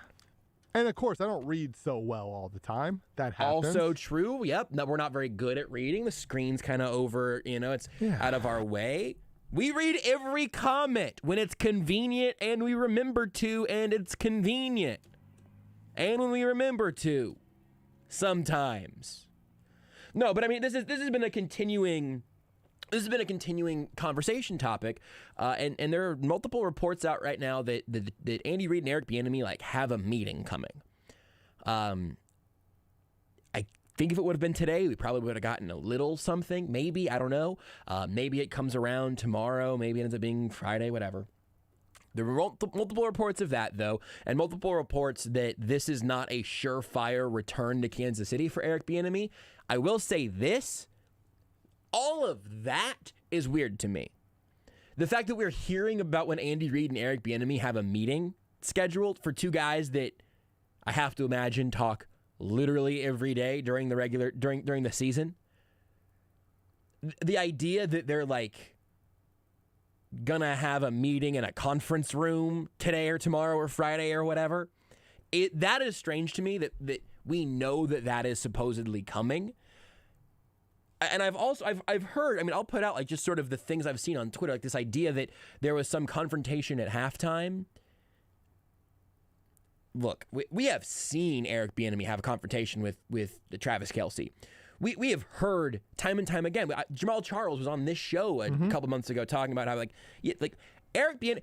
Jamal Charles tried to get Eric Bieniemy fired. He told that we should replay that or at least grab that chunk at some point. I don't know, Rudy, if you can scrub through and try to find just that particular Jamal Charles and Eric Bieniemy. If we can play that clip next segment even, I'd be thrilled. But no huge rush on that. But I'd love to play that back. I'm guessing a lot of people missed that the first time through. And also, Jamal Charles says he loves Eric Bieniemy and loved playing for Eric Bieniemy, and that he and Andy Reid were the two first coaches in his life to tell him to be himself. I know it's also somewhere in my folder, and it's a lot of producing on the fly. I asked Eric Bieniemy about that story the day or two after I talked to Jamal Charles about it all. And Bieniemy had a good answer to that. It was, he kind of laughed about it, but also, talked about Jamal Charles, all of that. I do have that clip. Well, let's hold that. I have the clip of Bieniemy on Jamal. I have the Jamal interview. So, but I just want to throw out that if you wanted the Bieniemy clip, we got that. We'll try to hit those next segment if you can isolate the Jamal specific clip, because I do think people should hear that. But so we'll bring you that next or in a little bit. But the idea that there was some sort of confrontation is like a literal non-starter to me at the level that I have seen or heard the lightest rumors around. And look, I don't know if this actually does extend to me and Almost Entirely Sports, but I do think that people have kind of a distrust of the media in large part, throughout the country at this point. There's, as far as I know, man, I would, if we're going to get really granular and really, really introspective, I would consider myself I don't know, a sports entertainer or something like that, an analyst on some level, more so than a journalist. I am not going to claim that I've got every scoop or anything like that. That is not my job. I am not, Herbie Teope's going to have the news as it's happening, bang, bang, bang. That man is plugged in. He's got his bleep lined up. Love Herbie. God, no, Herbie. Why you got to have every scoop? That was my weak Andy Reid, also Matt Connors pastor impression meeting there. So I'm not even asking you to like let me tell you how it really is, because there's stuff that I will miss, or stuff that I'll find out the same time you do, right? But also, I haven't heard that there was some big blow up that is now under the rug that's going to have Eric Bieniemy and Patrick Mahomes butting heads and saying it's either me or him. As I sit here right now, haven't heard any of that anywhere other than from a Twitter account with 80 followers. And I think I would have heard that by now if that was a thing. Not infallible, not saying that that's definitely what would have happened. I just, talking it out as this is all kind of a weird thing. It's strange. The circumstances are strange. The specifics are weird. But I don't right now think that there is some grand incident or some big conspiracy or whatever. I do think that the stuff we talked about with Matt last segment, this idea that Eric Bieniemy has, and this is something that we talked about last week, or even might have even been yesterday when we talked to Matt Derrick. And again, like if Matt Derrick says, hey, here's something factually, I believe Matt Derrick more than I would believe myself. If I had something against that, so wait a second, what does Matt know that I don't know? I believe Matt. There might be a point right now where we can kind of look around and say, you know what? The NFL has more or less told Eric Bieniemy that if you want to be a head coach, you got to do something different. Now, I think there could be something to that. And I think that is really silly, considering that has not been something that Doug Peterson or Matt Nagy were ever told. And again, I've been told in just the macro sense, right? Of you go on 15 different interviews and you take the hint or whatever. Eric Bieniemy shouldn't have to go put his offense in another on top of another quarterback and with a defensive head coach. But it's kind of starting to feel like that might be what it would take for an NFL team to buy in again at the level they might have been almost buying in a year or two back. He shouldn't have to go through that, but that might be true at this point. That is nothing to say of like these weird sort of whispered rumors that, again, I just think at this point there's some strange stuff happening. I personally have no reason to believe that there was some blow up that exceeded all other blow ups at halftime. If you told me that at halftime there was some real tension because the coaching staff hated that Patrick Mahomes threw that pass to Tyreek Hill, sure, I would buy that. And maybe that's where the rumor even comes from, is that it seems believable on some level. I don't think that explains making a drastic, voluntary coaching decision for next season. And again, I even think it's different if Mike Kafka's still on the coaching staff. If right now you're at a point where you could say Eric Bieniemy might need to go find greener pastures somewhere else, and Mike Kafka steps in as offensive coordinator. Maybe, and Mahomes loves Kafka. Okay, if you presented all of that to me, I could build a world in which that made some amount of sense for all parties involved. And this is not inferring. I'm just totally living in a fantasy world. Maybe Patrick Mahomes is tired of Eric Bieniemy. Maybe Mike Kafka is about to go get a job somewhere else. Maybe Eric Bieniemy realizes that staying in Kansas City is not getting him closer to a head coaching job right now. If you could have made an argument for all three of those things, then I could see a variety of outcomes coming out of that. But Kafka's gone. And is Greg Lewis the guy? Maybe a little plot twist on that instead of it being Matt Kafka. Does Andy Reid want Matt Nagy back? He hasn't. He's the one other piece currently floating out there right now. He is not signed on to be an OC anywhere else. Does Andy Reid think that maybe Nagy takes whatever he learned and made and whatever mistakes he made in Chicago, if he brought that back to Kansas City, would that be good for the offense? I couldn't tell you the last time Andy Reid had the same offensive coordinator for 5 consecutive seasons. It would have either been in Philadelphia or never, because it hasn't happened here. Maybe Andy Reid would like there to be some turnover. Again, I think Andy Reid genuinely wanted Eric Bieniemy to get a head coaching job. I think that's also partially because he genuinely likes Eric Bieniemy. Thinks he actually deserves that, believe it or not. It's weird, but I'm not ready to tell you that it's nefarious. I think that's where I'm kind of drawing my line right now. I also could totally see us being here tomorrow night or Friday night and having some other report about some other weird thing that happened, and maybe some of this ends up looking silly in 24 hours. I don't know. It's about as strange as any individual coaching decision or situation I've seen this team in, but again, I'm not willing to tell you that there's some grand conspiracy. And this whole situation, and you kind of touched on this, like we're seeing obviously something we generally don't see with a coordinator, because we're seeing a coordinator go through something that I don't know if we've seen another coordinator go through. Like, if you're the offensive coordinator of an offense that has been one of, if not the best in football over a 3-year stretch, you get a head coaching job. Right. Like Doug Peterson got a head coaching job, and that's when he was the offensive coordinator for Alex Smith. Right. Matt Nagy got a job after 2 years because, in part, Patrick Mahomes, right? After a year co-offensive coordinating with Brad Childress, by the way. He wasn't even the only OC for those 2 years. It generally, we have seen, and then right, like with Sean McVay was a quarterback's coach. Like, we've seen other offensive minds that have been on staffs that have had very productive offenses get jobs much sooner than this. And just the fact that Eric Bieniemy now, we are through 3 years. After the first year, it was fine, right? Like, it was, hey, he's probably deserving of a job, but it's understandable, right? It's been 1 year.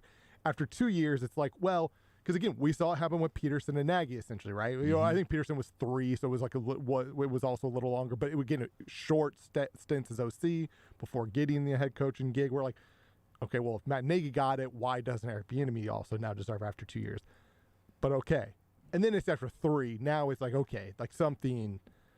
This is unique. This is not something you see every day. Right. And it's a fundamentally unique situation because of all of that logic, not just because we're in this weird little twilight zone. And now, Eric Bieniemy clearly wants to be a head coach, which is part of this whole thing, right? Because I think Eric Bieniemy, like I think my guess is a big reason why they're having a meeting is because Eric Bieniemy's thinking to himself, how do I become a head coach? Because what I'm doing so far is not working, and do I do the same thing for another year and expect different results? Because, you know, the definition of insanity is doing the same thing and expecting results to be different.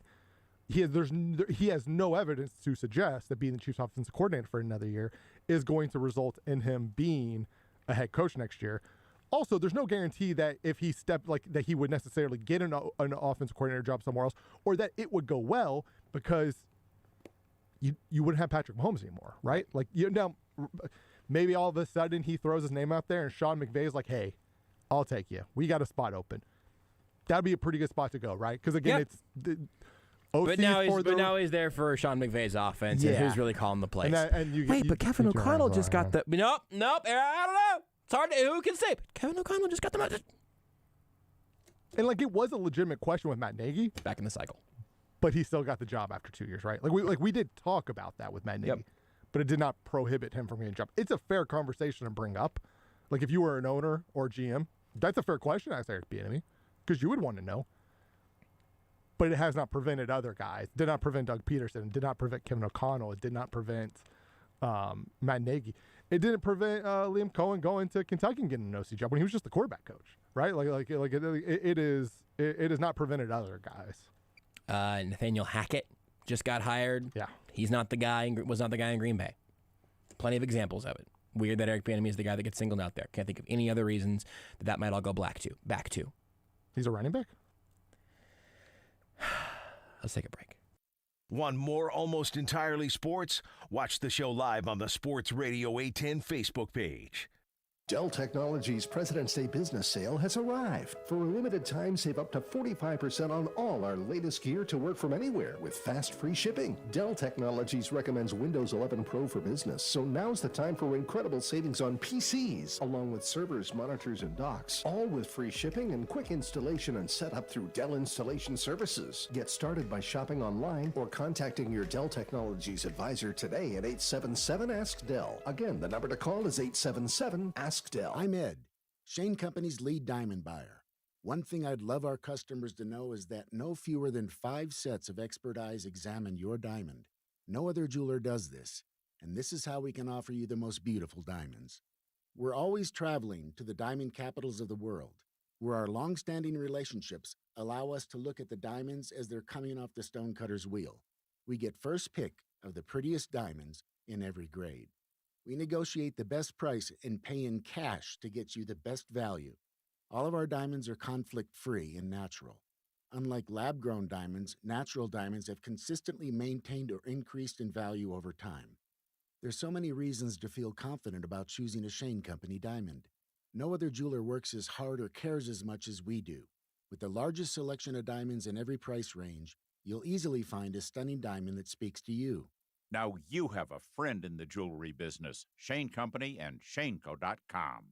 Hey KC, Jeff Badine here from Mercedes-Benz of Kansas City. The wait is over. It's time to take advantage of our certified pre-owned celebration. 0 down, rates as low as 1.99%, and a sweet selection of certified luxury cars, exotic sports cars, and SUVs. Select from some of the finest pre-owned deals in the Midwest. We make buying fun and easy and give you the service that you deserve. Mercedes-Benz of Kansas City, 1/2 mile east of State Line on Highway 150. Minutes from everywhere. MBFKC.com. With roof credit on MBFS on select models. Hi, this is Mark Ferguson, attorney at law. If you ever hear one of these phrases, "How much have you had to drink tonight, sir?" "Do you know how fast you were going?" I'm going to need you to step out of the car. Then you may be looking at fines, restrictions on your driving privileges, and perhaps some long-term consequences, and you need help. My name's Mark Ferguson, and I can make your legal situation go much smoother. Don't make another mistake by not calling me, Mark Ferguson, attorney at law. Give us a call at 877-221-MARK. That's 877-221-MARK. The choice of a lawyer is an important decision and should not be based solely on advertisements. ICON is seeking healthy, non-smoking men and women ages 18 to 55 to participate in a clinical research study at our facility in Lenexa, Kansas. Volunteers must be available for 1 stay of 4 nights and 2 outpatient visits. Qualified participants may receive compensation up to $3,900 for time and travel. Call ICON today at 913-210-5900. That's 913-210-5900. Joe's Kansas City Barbecue has made their New Year resolution, and it's to serve more barbecue. That means more competition meats by the pound during playoff football and basketball watch parties. That means more curbside pickups when you order on the Joe's Kansas City app. That means shipping more Joe's Kansas City Barbecue anywhere in the nation to your friends and family. And that means more catering meetings and events at the Joe's 180 room in Olathe. Check out all Joe's can do for you in 2022 at www.joeskc.com. This is Almost Entirely Sports with Joshua Brisco. If this show was decent all the time, it'd be a better show. On Sports Radio 810 WHB. I'm hopping over back to the Jamal Charles interview I mentioned last segment. That whole thing, if you want to search for Almost Entirely Sports, Jamal Charles or anything like that, you can find it where you get your podcast. He was great. I really enjoyed talking to him, obviously. But here's a Jamal Charles story about his relationship with Eric Bieniemy. I just tell him, Jamal said, one day we had gotten an argument, and I was stormed out the room to go to Coach Andy Reid. Man, I want him gone. Coach Andy Reid didn't say nothing. I was like, man, Coach Reid loved Coach Bieniemy, man. So I couldn't get Bieniemy out of there. I know Coach Reid can't get him out of there right now. Eric Bieniemy has had altercations with players before. And Jamal Charles specifically told me that I had to go tell Eric Bieniemy, ask Eric Bieniemy about that story because they've got a good relationship now and had one after that. Again, this whole Eric Bieniemy situation is weird, but don't act like a disagreement at halftime. If that even happened, would have been for the first time. Jamal Charles even says so. You are listening to Almost Entirely Sports with Joshua Brisco on Sports Radio 8.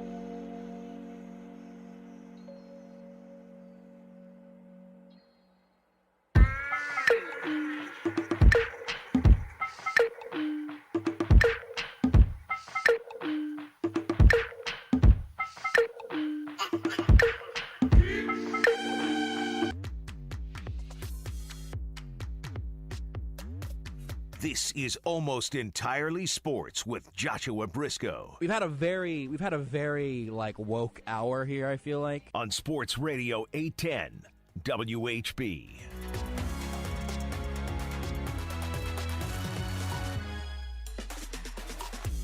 So I found a clip that I think might have been the clip people were talking about. Yeah, I'm 100% confident this is the clip. Yeah, and I'm trying to figure out if I want to retweet it and make my feelings clear on Twitter, or if I want it to not get any bigger than it currently is. Let me just say real quick, we're going to do some AES After Dark. We may still get there. Just signaling for a timeout here. Like in this clip, they mentioned Patrick Mahomes did after they used all of their timeouts. Something that is a really weird thing that apparently is sticking with people. Whatever. I'm calling my perhaps fourth timeout. Guys, this is nothing. What are we doing? Like, you've got a guy on Radio Row who might be plugged in on some level. That he says in the clip, he talks about, I'm speculating from here on out. If it's true, okay, and this part I'm going to say I think is believable enough. If it's true, we have literally one person who said this publicly, and I did not recognize this person's name. If it's true that Eric Bieniemy wanted the Chiefs to kick a field goal at the end of the first half, Mahomes wanted to go. Andy Reid said, let's go. And then they went to halftime, and there was some sort of frustration that Bieniemy wanted to take the points, and that Reid and Mahomes wanted to take the 7 instead of taking the 3, a move I had no problem with. Mahomes, I didn't end up liking the call that he made there. Even then, both. he has made that dump off to Tyreek Hill in that spot that turned no touchdown before, whatever. I don't want to relitigate that play. I'm bored by it. If they went into the locker room at halftime, and you think that Eric Bieniemy threw a fit because for the first time in his coaching career, he got outvoted by Andy Reid, you're a moron. Or even Patrick Mahomes. Moron. You know what they say? What Andy Reid says, Eric Bieniemy says, Patrick Mahomes all have said at podiums. Andy Reid has 51% of the vote. And that's not always a good thing, okay? There are plenty of times that I wish that the 49% of everybody else in the Chiefs organization would outvote Andy Reid. I'm not telling you that Andy Reid is immaculate or that him having 51% of the vote is always a good thing. I also don't think that vote comes down to 51-49 very often, because I think most of the time Andy Reid's got people on his side with whatever decisions he wants to make, including Eric Bieniemy. But if you think that Eric Bieniemy was somehow caught off guard to the point that he's just going to peace out because he got outvoted by Andy Reid and Andy Reid's preferred decision didn't work, and you think that's the first time that's happened, you have no idea what you're talking about. That is ridiculous. That bleep happens all the time. And again, different levels of little explosions, different levels of disagreements, different things that can come out of it, I understand. But the implication here is that Eric Bieniemy was so pissed by being outvoted by Andy Reid and having it not work out that he tanked the second half of the offense, and now he's out of here because he's uncomfortable being outvoted, in this instance, by Andy Reid? Come on. We're wasting our breath.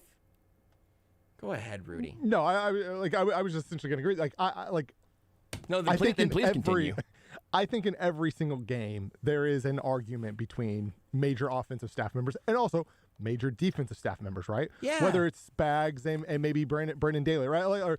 You're just, that happens in football because football is just this, it is a very aggressive sport where you are making decisions in seconds. It feels like forever, but you are breaking down a lot of things in 10 to 15 seconds. You don't have 40 seconds to send out the punt team or the field goal team or the offense. You got 5. And guys are going to disagree, and guys are going to yell. I think Eric Bieniemy probably gets into some sort of argument with somebody every game, just like I think Andy Reid does, just like I think Patrick Mahomes probably does, right? That is a very normal thing. I also think Eric Bieniemy is having this meeting with Andy Reid and has nothing to do with this. It is just about figuring out. I think Eric Bieniemy is just clearly at a crossroad of figuring out what does he want in his life, what is best for him. I think Eric Bieniemy, Soren Petro told me this once. He gave me this advice when I was an intern for him, and I think it's great advice for anybody out there. Figure out where you want to see yourself in 5 years, and then make every decision. And then every decision you make with the thought of, will this get me to my desired goal? I think Eric Bieniemy, 5 years from now, wants to be a head coach in the NFL. I think 5 years ago he wanted to be a head coach in 5 years. Yes. And I think he is at a point where it's now figuring out, right? And I think he's been making every decision that he thinks would get him to that point. Yep.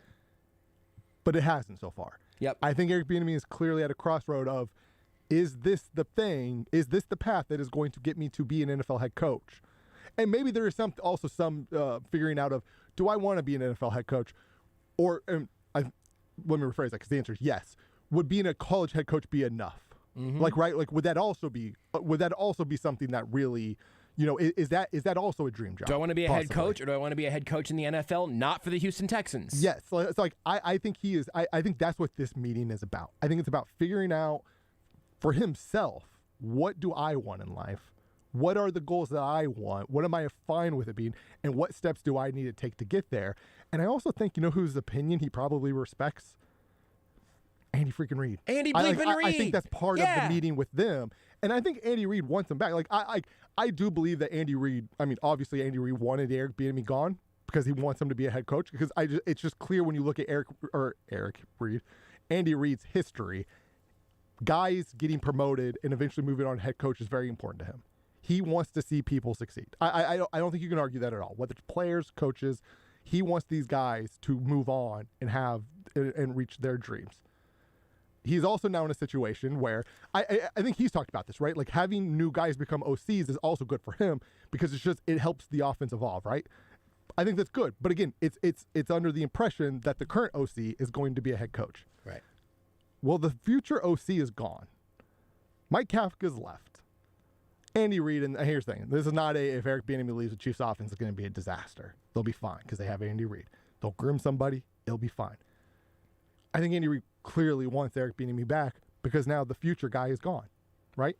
And again, I also think Andy Reid just wants Eric Bieniemy to be happy and reach his goals because that has literally been Andy Reid's MO for his entire head coaching career.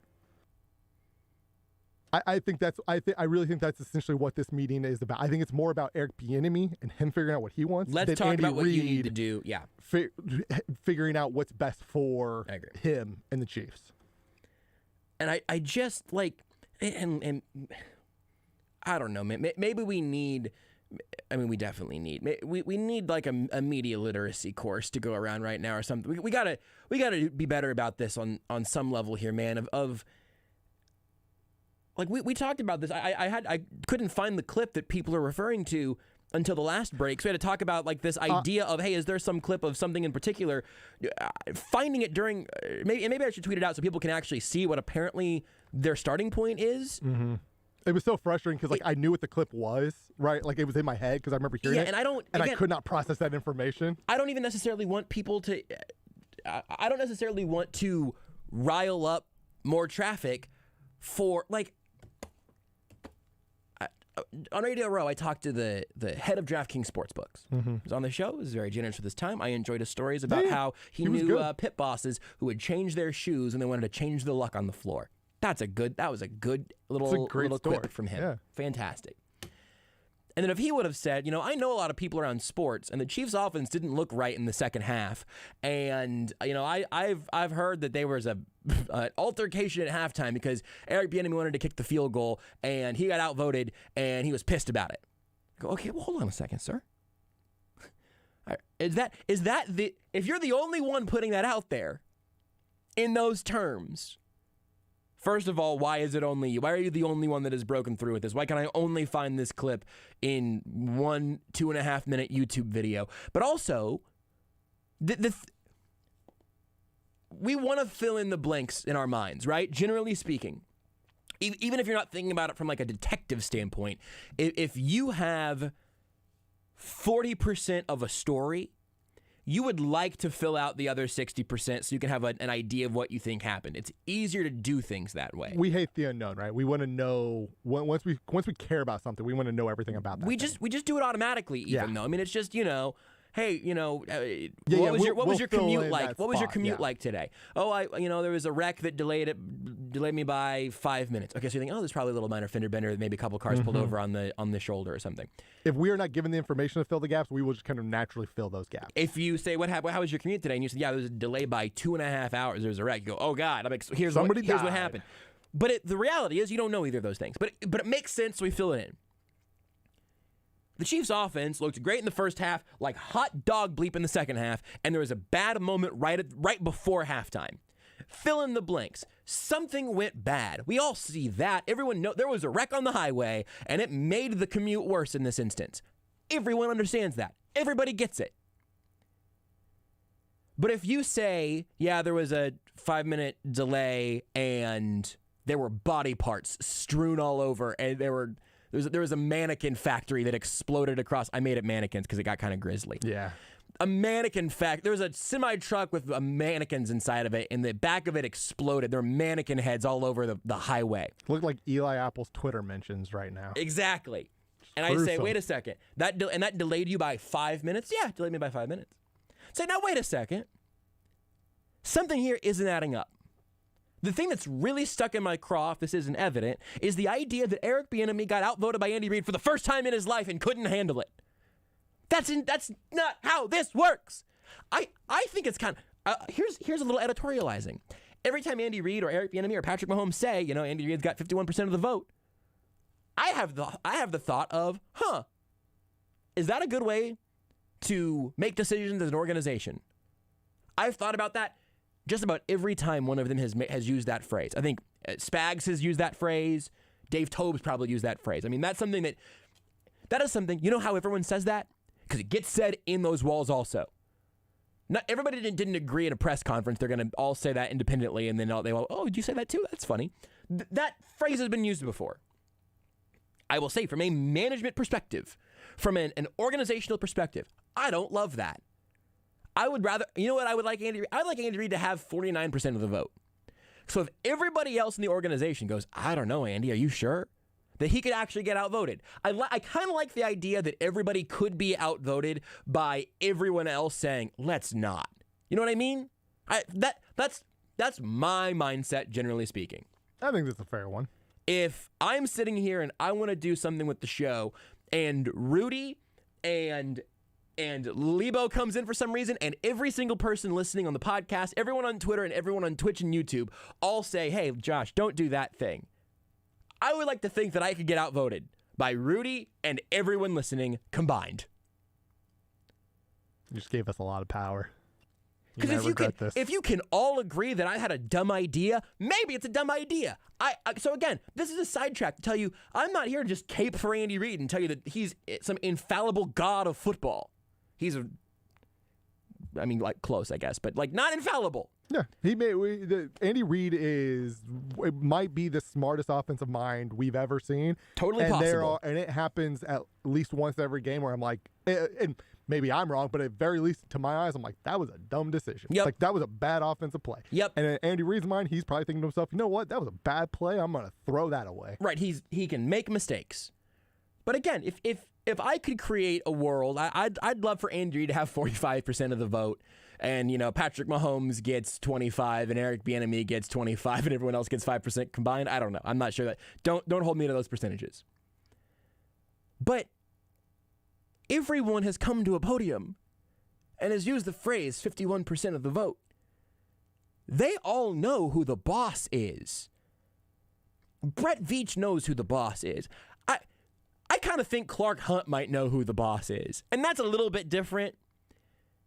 But if Andy Reid went to Clark Hunt and he said, we need to renovate our practice facility or I'm out, Clark Hunt is breaking out that checkbook. He's breaking out that oil money checkbook, and he is writing his name on it in a fancy font in the bottom right corner so they can make that happen. That's one of those situations where Clark does have the power, but he trusts Andy Reid enough that it's just like he's just It's no hesitation. Maybe there's something in there in the 51% thing where it feels kind of authoritarian, but in reality, maybe it's better viewed as a trust thing. Yeah, I do think Andy, the 51% thing, and where your point I think is dead on in general. My guess is Andy Reid, just based off what we've seen of him, is not the type of person who abuses that. I don't think he's walking around in army fatigues and blowing a whistle at people. He cares about other people's opinions. He has made that clear. Everybody else has made that clear. Like Andy Heck will get praised for They plays entrust him with 51% of the vote because they believe that Andy Reid's going to put them in the right position. Yeah. But your option, you've got two schools of thought there based off of that thing. We've heard them all say publicly. Either they trust Andy Reid to make those decisions even when they ultimately disagree and you move on to the next thing, or they've accepted that that's the way that it is and Andy Reid's authoritarian dictatorship, which I do not think exists. But let's leave that door open. And they've all signed up for that. How about, for an example, here's something you might remember, Chiefs fans. Patrick Mahomes went to Eric Bieniemy and said, do we have time to run WASP? And Eric Bieniemy looked at his play sheet, and presumably Eric Bieniemy and Andy Reid had a conversation that didn't make it to NFL Films. And then they ran WASP, and it worked. Okay, there's a collaboration, there's trust there, all of that.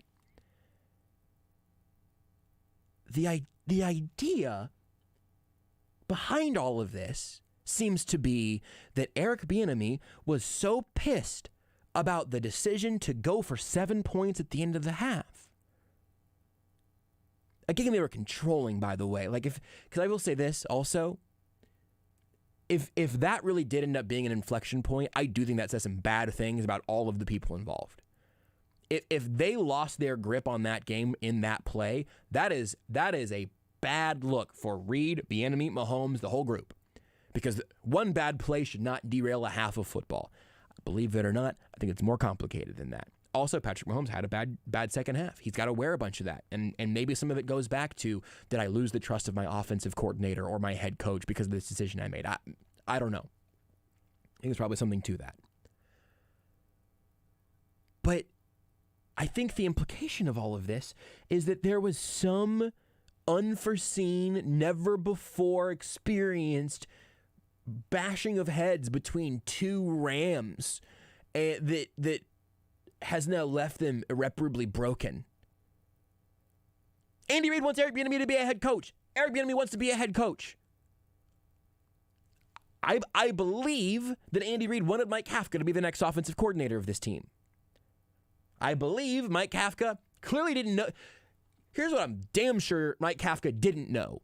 That Eric Bieniemy was gone the day after the AFC Championship game. I don't think I have this experience, so maybe I'm just projecting to see if anyone else does. You ever been a notch below somebody in an org chart, and then the day before you're about to go take another job, they have a big fight with the boss? I would think that if you're Mike Kafka there, you'd sit back and twiddle your thumbs and whistle for a little bit. I'm just gonna hang out. I got an interview with the Giants. I'll go interview with them.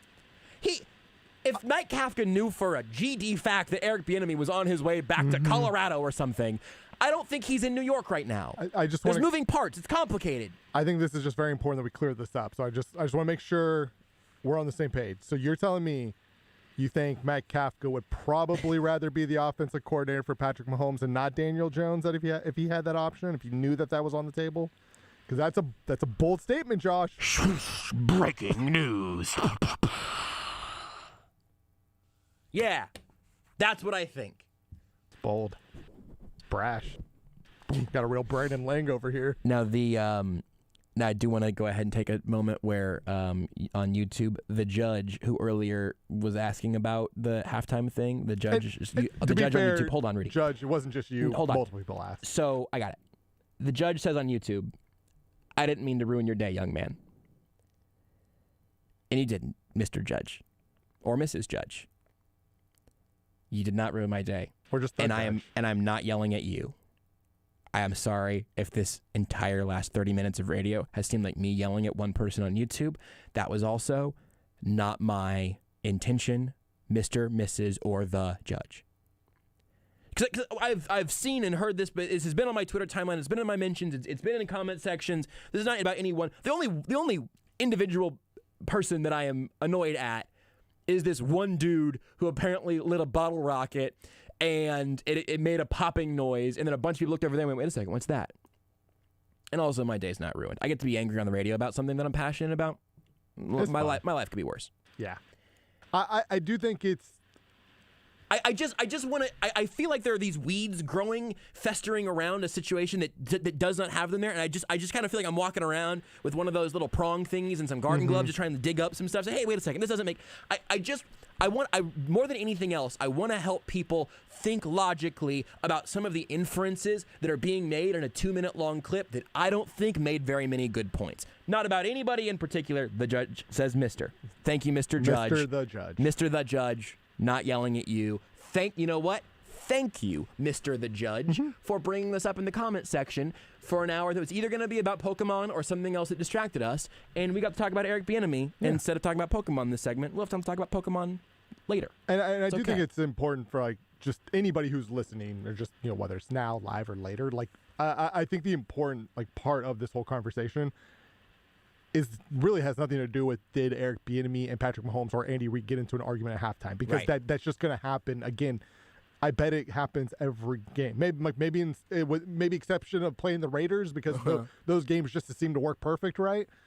But I think the important thing to remember is if you think it took until the AFC Championship game of Eric Bieniemy's third year as the offensive coordinator for him to have a suggestion and to be overruled, and then that to cause this massive friction, I think that's the important thing to really focus on, because I just don't see a world in which that is even remotely true, right? Right. If you were saying it was just the final straw, I don't think that happens in the AFC Championship game of his third year as the OC, right? I think this is something that would have come out much sooner, a long time ago. I don't know if you can bottle, if you were angry that you were getting overturned every game, I don't know if you could hold that for 3 years And then if you could, I don't think you would choose to blow it up at halftime in the AFC Championship game. I think you would wait until the season was over with and then be like, hey, this isn't working. I'm going to move on. And that's clearly not how this process has played out. The only thing I'll correct you on there, Rudy, is something that I think is going to actually shock you and might actually shock some other people, and it's something that I have gotten wrong. Oh, boy. 4th year. Oh, my. Are we sure about this? Yes. 2018 was Patrick Mahomes' MVP season. That's right. Matt Nagy never coached Patrick Mahomes. 20, 21. Oh, my goodness. I said earlier, I'm not sure the last time Andy Reid had an offensive coordinator for 5 years in a row. It would be going into year 5. I'm totally with you. Yeah. I've made that mistake. When I was writing about Eric Bieniemy at one point, and I wrote 3 years. I'm like, is that right? And I went back to double check. I keep forgetting that Matt Nagy never coached Mahomes. He coached Mitch Trubisky. You know what? Patrick Mahomes won an MVP. Eric Bieniemy in the OC for a team. For a quarterback that's won the MVP, has been in 4 straight AFC title games, hosted 4 straight AFC title games.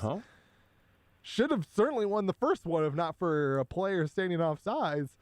And I would also argue probably would have won this one if also the defensive line just knew how to, keep their arms wrapped around the quarterback. Not a great metric here, not a super rich metric, but just the information that I've just a boxer got in front of me here. Offensive ranking by points scored in years Eric Bieniemy's been the head coach of the Chiefs, 1.564. Yards were 1.613.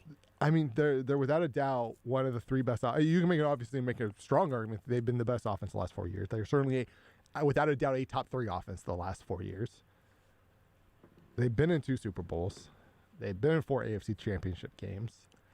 And one of those AFC Championship games they lost had nothing to do with the offense. It was just that was the defense. Now, again, this last one, offense collapses in the second half. Not good. Again, I mentioned this earlier. I'm not sure if this has been circulated enough. Wow. Eric Bieniemy signed a 1-year contract last offseason.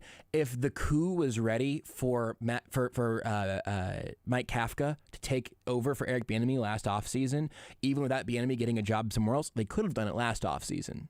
Mm-hmm. Let me also say this before we finally put a bow on it. My mind's still blown about that 4th year. He's done it for 4 years. Jesus. Also, thank you to the judge who says, "You're welcome. Good show, chaps." I like being called chaps. It's a good word. There are different terms that I do and don't like being called. I don't take it personally ever, but like I don't really call other people. I don't call other people buddy. Hey, buddy. Maybe it's that I watch too much Elf. I don't know. There are some people that can call me buddy, and I don't take it. I don't bristle at it. I just don't call people buddy. Chaps is an excellent one. Let me say this, and maybe this is putting a bow on the Eric Bieniemy conversation for tonight. You have heard the last, basically, hour of Eric Bieniemy talk, okay, on this show tonight. If you missed any of it, search for Almost Entirely Sports wherever you get your podcasts. It's been pretty good. Probably going to be more Eric Bieniemy talk going forward because eventually this meeting will happen and we'll hear stuff. So here's what I wanted to say before we get any more information. I have told you all of the things I've told you, and I still believe this next sentence. I do think there is a chance he is not the offensive coordinator of the Kansas City Chiefs next year. I couldn't tell you a percentage. I'd be lying to you if I told you it was 50-50, 75-25, 60-40, 90-10. 80-70. I don't think it's that one. I'm not going to try to give you a percentage. I'm not going to tell you I'm trying to drag you along with some little tidbit because, as you may have figured out, I don't like it very much when people pretend to know things that they don't. That apparently bothers me. Again, that's also not about anybody commenting, asking about it. Good question to ask. Bad starting point that somebody on Radio Row farted out for 2.5 minutes. Is that too harsh? I don't know. I'm worked up. It's 9:30. I think there is absolutely a logical path for Eric Bieniemy where he makes a call to Sean McVay and says, "I'm gonna have to do this somewhere else. What do you think?" I thought there was a chance that he would be the next offensive coordinator of the New York Giants, or that he would go be the replacement to Brian Daboll in Buffalo. I think his best situation would be to go find a defensive head coach. Maybe I couldn't tell you who the Jets OC is off the top of my head right now. It's Matt LaFleur's brother. Oh, is it? Yes. Nepotism, man. But you go with a guy like Robert Saleh, getting his first defensive, as a defensive guy getting his first head coaching job. Maybe Bieniemy is able to thrive in one of those partnerships, and then he does get the full keys to the ship somewhere else. Mike LaFleur. I could have guessed that. Yeah. M. LaFleur. Maybe he needs to do that if that is the next step for him to be a head coach in another year or two. Okay, he shouldn't have to do that in my opinion, but maybe he thinks he does. Maybe he decides, you know what, I'm kind of tired of being bleeped around by the NFL right now. Yeah, you know what, I will take a big swing and I'm going to go learn how to recruit, which again, shouldn't have to do. I would be a little surprised by that, but maybe he goes that direction. He'd probably be pretty good at it. Like, he's a rah-rah guy. He'd probably steal some. I think you're probably right. I think you're probably right. But point being, you shouldn't have to. I don't know. This is super off the beaten path. I don't know if he would want to be like, technically, I'm putting this in air quotes, employ kids fresh out of high school. Eric Bieniemy seems like a coach for men. You know what I mean? College head coach and NFL head coach are drastically different things. They are. The person you need to be in those roles is different. The job you were asked to do is very different. I could see him winning some dinners with family for sure. I just don't know. Again, I don't know if that's what he would want. If he would want to go back to the college level. There's a lot of stuff you have to deal with at the college level that you don't have to in the NFL because in the as NFL a head coach, you just coach. It's not being an offensive coordinator in college. You'll go be a head coach in college. A lot of people leave college for the NFL ranks because they don't want to deal with recruits. They don't want to deal with boosters. They don't want to deal with parents. They just want to coach football. And also, he's not Herm Edwards. He shouldn't have to do that. But again, maybe he decides that's the path. Who also had multiple shots in the NFL. Correct. Just decided, I'll do this Arizona State thing after working at ESPN for a long time. Right. Maybe Bieniemy decides he wants to do that. I could also see a world in which Andy Reid would actually like to have some turnover there because he's had it consistently, at least in the back half of his head coaching career. I think he sees the value in that. I think that if he really wanted to do that, I think he would have done it with Mike Kafka being in line to be the next guy. I don't know. I think there is a world in which Eric Bieniemy is not the Chiefs' offensive coordinator next year.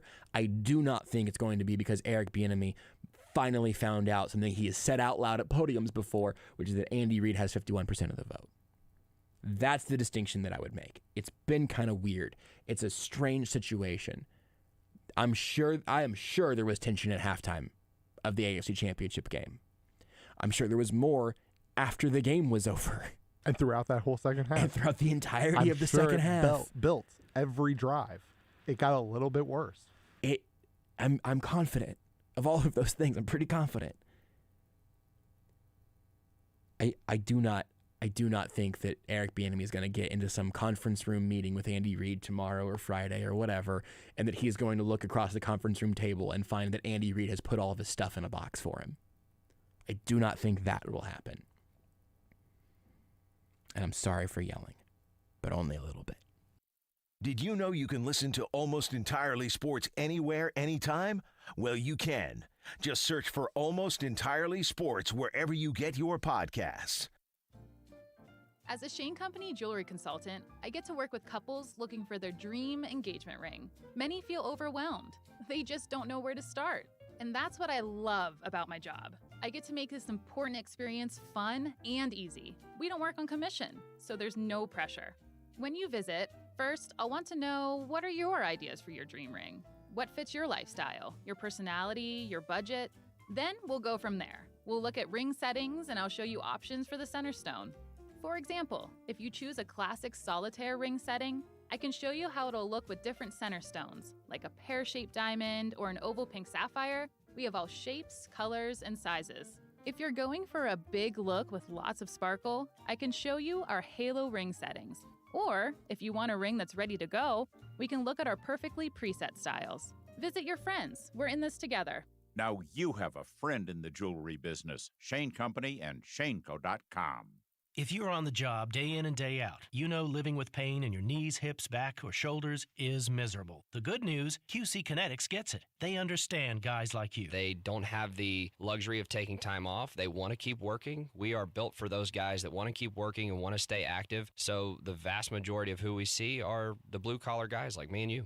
QC Kinetics uses biologic therapies, just like pro athletes have used for years, to get you lasting pain relief with no surgery. I want you to continue working. I want you to continue exercising. The joints are made to be moved. The treatments at QC Kinetics are fast and non-invasive. It's not a lot of time commitment on your part. There is no downtime or recovery time. You don't need short-term disability with what we do. We want to keep you active. Call QC Kinetics now to set up your free no-obligation consultation. Learn how you can get real pain relief and stay on the job. QC Kinetics, 816-412-6299. Off 435 and State Line. Call 816-412-6299. That's 816-412-6299.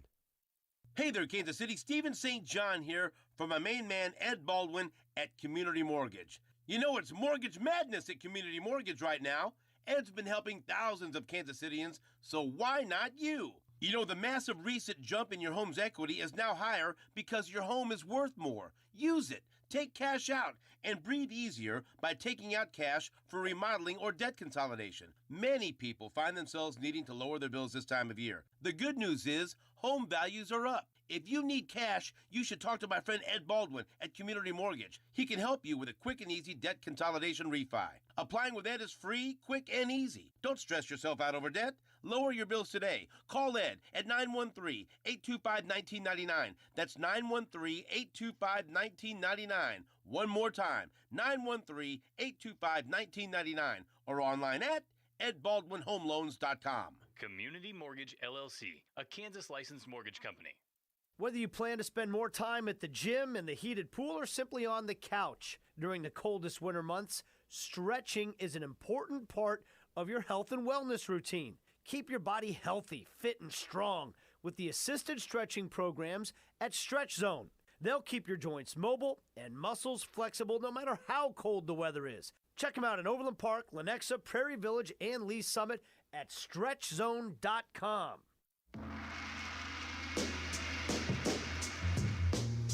This is Almost Entirely Sports with Joshua Brisco. But that's not where this show makes its money. You guys know that.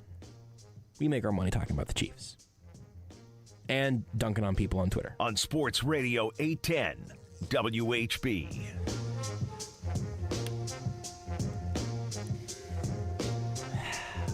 What do you think, Rudy? Do we want to? Our options I think we here. kind of have. I feel like you got some pent-up frustrations. That, you know what? It's healthy just to get them out. And this is a platform, fortunately, where you're allowed to just get it out. I found out today that Matt Stafford's wife has a podcast. And here's my hot take. That's fine. But Josh. That's fine. It's okay. But she celebrated her husband winning a playoff game.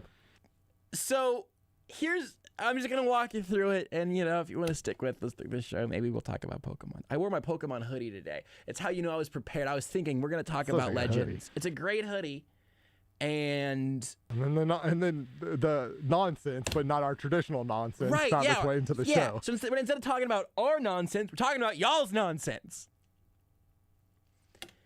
So I can't even remember what sparked all of this, but Kelly Stafford, Matt Stafford's wife, said something on a podcast, on her own podcast, and it was something super innocuous. It's not like a controversial thing. Just said something about Matt Stafford or LA or something. It was genuinely so innocuous that I can't remember what it was. And I had the thought of that in our climate, in the greater Kansas City area, there are a lot of people very critical of Patrick Mahomes' fiance. Are you sure about that? For celebrating too hard. I don't think I've heard about this. This is news to me. And this is not me trying to be sneakily backhanded critical of Kelly Stafford. I'll tell you what. If you wanted to have a podcast of NFL quarterback wives, that'd probably be a pretty good podcast. The world doesn't need more podcasts, but that would probably be a pretty good one. I know of, they're on Peacock now. There's at least 20 Real Housewives of Insert City. Real Housewives of the NFL would be. Make that the name of the podcast. I'd watch that show. And also, you can let them be their own people and not just reality TV props. Or if they want to be reality TV props, cool, fine, whatever. But also, Josh, that show, Real Housewives of the NFL would be Oh boy, that'd be good. Does Shailene Woodley get kicked off the show? Well, yeah, because they're not getting married. Right, I know, but I mean, was she in the show? She had to be in the show previously. She would have been. She would have been huge. She was like on the show for like an episode, and then she went back to Pittsburgh to live while Aaron lived in Green Bay because they were in a relationship in which they only spent about a week every 3 months with each other. Is that true? Yeah, she bought a house. I think I don't know. I know she recently. I heard this on Part of My Take because they make fun of Aaron Rodgers sometimes because Big Cat's a Bears fan. She I think she's doing an acting gig like in Pittsburgh, so she's been living in Pittsburgh for like the last like 6 months or basically the whole football season. She's been living in Pittsburgh. He's living in Green Bay. Whatever. I mean, they're both rich. They can get to each other very easily. I don't. There are plenty of good reasons to dunk on Aaron Rodgers, and this is the one I'm going to pick. It was so just more of a joke. Yeah, no, that's good. I didn't know any of that. But R.I.P. their marriage. I had just the thought today of like, if Brittany announced that she was starting a podcast tomorrow, I think there would be fires in the streets, and I think that's weird. And then. But I wasn't even going to bring that to the show. I didn't even tweet about that today. I'm like, Matt Stafford's wife has a podcast, and that seems fine with people. And there's a weird double standard going on. I don't like it. But then you said something. You can vague it up as much as you need to not bring anybody to the table. But something that you said that I would like you to reset because I did not know this was a thing. Yeah. So I mean, it was on. You can go listen to the podcast. It was on the Border Patrol. It was on our best of. So it's been on our airways. And it was nothing bad that was said on our station. It was just pointing out that, and I've seen this a little bit over the last few weeks of people basically treating Kelly Stafford like the way they've treated Brady Matthews. I assume they've treated Kelly Stafford, just gotten this treatment for a prolonged period of time. It's just I don't pay attention to anything the Rams have done until they're in the Super Bowl, right? It's just it does not come across my feed. But yeah, Kelly Stafford, people will, especially after the NFC Championship game in which she, and Matt even talked about this, how he was like surprised she was on the field because he was told that family wasn't allowed on the field after the game, but she found a way to get on the field, right? She surprised him, jumped into his arms, they hugged, they were so happy for each other because he literally suffered in Detroit for a decade. They left Detroit for this, right? Was to go play in a Super Bowl. He then achieves that goal. He then obviously wins the Super Bowl. In his post-game presser, he's there with his 3 daughters, 3 kids. 3 young girls is a lot to take care of. So Kelly is there helping him out, and people were losing their mind. Like she is taking the attention away from him. Like she wants the attention. This is his moment. Let him enjoy it. When they're married with 3 kids, I kind of think it's a little bit of their moment. Here's my question. You got there with that, Rudy. Here, who is mad about couples celebrating together? I'm asking for real. If you don't, because I think the assumption you're making is that the player in these instances does not want his wife and kids on the field, which is a bonkers way to tattle on yourself that you don't like your wife or kids that much. Right? Like, if you're like, oh man, biggest professional achievement of my life, celebrating on the field in front of millions of people around the world, confetti is falling from the sky. Ew, is that my wife? Get security! Van Jefferson's wife was in the hospital going into labor having a child. It's such a crazy story, too. And I think that whoever is mad at Kelly Stafford for being on the field with her husband and their shared children, not her children, their children. Their shared children. Because that's how relationships work, right? Mm-hmm. The idea that you think like Van Jefferson should have been like, hey, can somebody take care of these little snot-nosed brats and go tell their mom to hold it? Or not, I don't care. It's just a kid. I've got 2 more of them, clearly. I got to celebrate. I want to fist bump Aaron Donald and kiss the Lombardi trophy. This is the happiest day of my life. There is literally nothing that could ever top this. Yeah, this is the happiest day of my life. I don't want it ruined by the birth of my child. Or to have to think about my gross wife. Also, I will say, if you're a football player and you're gonna have a kid, I assume, I don't know if the kid was born before midnight. I assume most likely. But man, you're Van Jefferson. You've got to be just like praying, come out before midnight, because now it's the kid's birthday. Right, is also your Super Bowl anniversary. Yeah, it's either don't come until after the Super Bowl's all wrapped up, or Might as well get out before midnight. Because now, Chop, kiddo. Because now it's not just your day. We can celebrate together. Like now, you and that kid have a bond. Now maybe the first two kids start to hate said third kid because dad clearly loves third kid a little bit more. Super Bowl kid. But you'll cross those bridges when you get there. If it would have been a few years earlier, they could have. I don't know if it was a boy or a girl. It doesn't matter. It's just a joke. Could have named the kid Liv. Ooh. L-I-V. Boom, right there. This was L-V-I though, and I feel like at that point you're working too hard, and I don't. Leviticus. Oh. Spell L-V-I. Just Levi. Levi. Levi's right there. But without the Shorten E. it up. Just kill the E. Maybe L''V-I. Ooh, yeah. That could work. That it's works. very 3 characters is a pretty short name. For sure. If 2 of them are consonants right there, because Eli is 3, but you've got vowels. I feel like that's easier. Also, Eli is short for elite, so it's actually short for Eliticus. It's just a very strange thing for me. Because like if you want to get, I don't, but if you want to get really aggro about like being a distraction or whatever, there's probably room. There's room somewhere in that conversation where if someone in your family is tackling people in the streets, like literally, okay, literally tackling people in the streets and giving swirlies to Raiders fans, okay? Actually, I mean, that the last might have, part's fair. fine, yeah. Giving swirlies to Chiefs fans. Then, you'd probably rather that not happen. There's a lot of space between where literally any quarterback significant other has reached that I think we're talking about where Deshaun Watson might land. And he did that bleep himself. Mm-hmm. We're talking about Deshaun Watson destinations.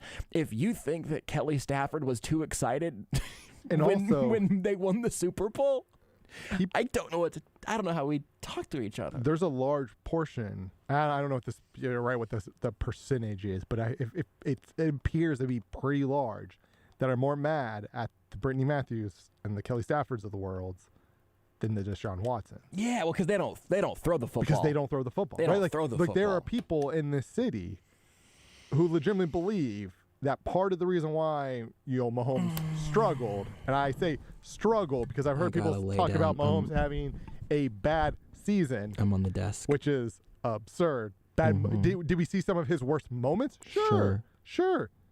That was Eric Bieniemy's fault. Over the course of the year, he was very, very good. But there's a large portion of people in the city who believe it is because of his family. Mm-hmm. That is because he is getting married to Brittany, because he had a kid, because he does commercials, which is absurd. No, name one elite quarterback that has kids. You can't. Rudy, tell me one. Think about it. You take your time. I'm still laying on the desk. Aaron Rodgers. No kids. Nope. You tell me one Super Bowl winning quarterback that has children. You can't name one. It's never happened. Joe Burrow. It has never. Nope. No, he didn't win. Or have kids though. So maybe he won. He doesn't have kids. He won in a way. He did win a national title. Yep. I can name you probably a lot of starting quarterbacks who won national titles who didn't have kids, or who had kids. There's a lot of those. No good football players have ever been married or had kids or celebrated their victories with their family. Yeah, that's tough. Sure is. The only quarterback I want is Aaron Rodgers, because I know that's not going to be an issue. Although is his broken engagement now a distraction? I don't know. Oh, absolutely. I said I didn't really want to make jokes about that, but I'm depressed now because I just can't believe that we're at the place that we're at. The joke was lined up. You had to hit it. Yeah.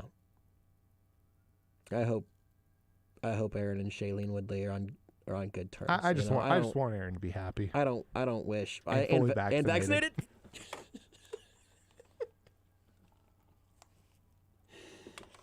Or at the very least, just don't lie about it. Just be honest, man. Just live. If you don't want to, fine. Live your life, but don't lie about it.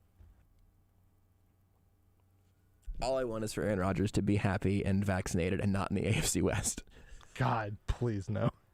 The AFC does not need any more quarterbacks. Stay in the NFC. Yeah, don't tell that to the Raiders or the Broncos. In fairness, they would disagree with you. They should try drafting the Raiders have an elite quarterback. Can't spell elite without Derek. You can spell the majority of that word without Derek.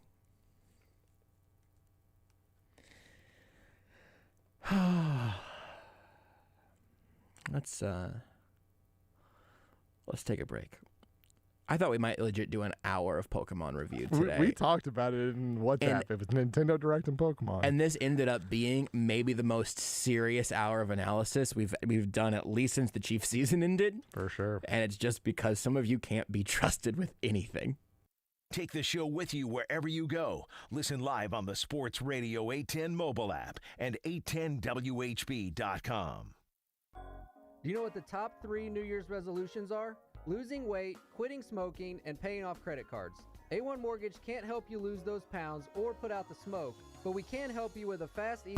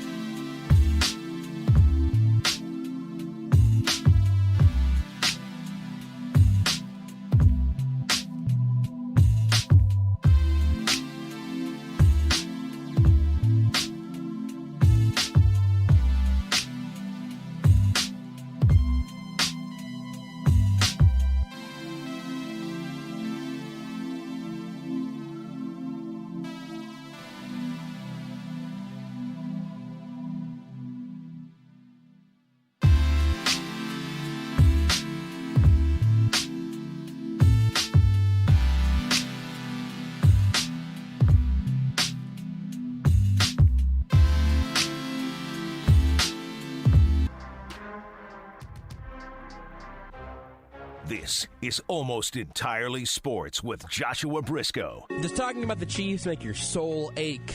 Me too. Let's stop doing that for a little bit. On Sports Radio 810 WHB. I'm glad this show is almost over for tonight, because I like to think that I can not get annoyed at more people for 2 minutes and then come back tomorrow and maybe we'll have a little bit of clarity on some of this. Josh, just go home and play some Legends tonight, because I know that's what I'm doing. Last night I went home and went to bed, and tonight I'm thinking I might go home and go to bed. Play Legends. Maybe you'll find one shiny like me. Holy bleep. Here's a good tweet. I don't know if you've ever heard of this guy, Matt Connor. Don't recognize the name. To cover, like, the Royals or something? He used to cover the Chiefs, then he quit whenever the Chiefs drafted a tight end in the first few rounds. Oh, that guy. Yeah. He's my reverend. Or my pastor. You're thinking of Matt Derrick. He's the reverend. Who's he? Matt Connor tweeted, "It's apparently Chiefs fan fiction night." I like that tweet. I think that I might just repeat that for the next minute and a half. We're going to find some more stuff out soon. The Chiefs are going to end up with some sort of decision here. Maybe Brittany will be the new OC. At least Garrick Dieter. Oh, that's the dream right there. I can't wait till he's on the staff. There's just so much dumb bleep that doesn't. If the Chiefs had a Game of Thrones succession plan, like Kafka would be the offensive coordinator. If Eric Bieniemy and Patrick Mahomes didn't get along, we would have found that out by now.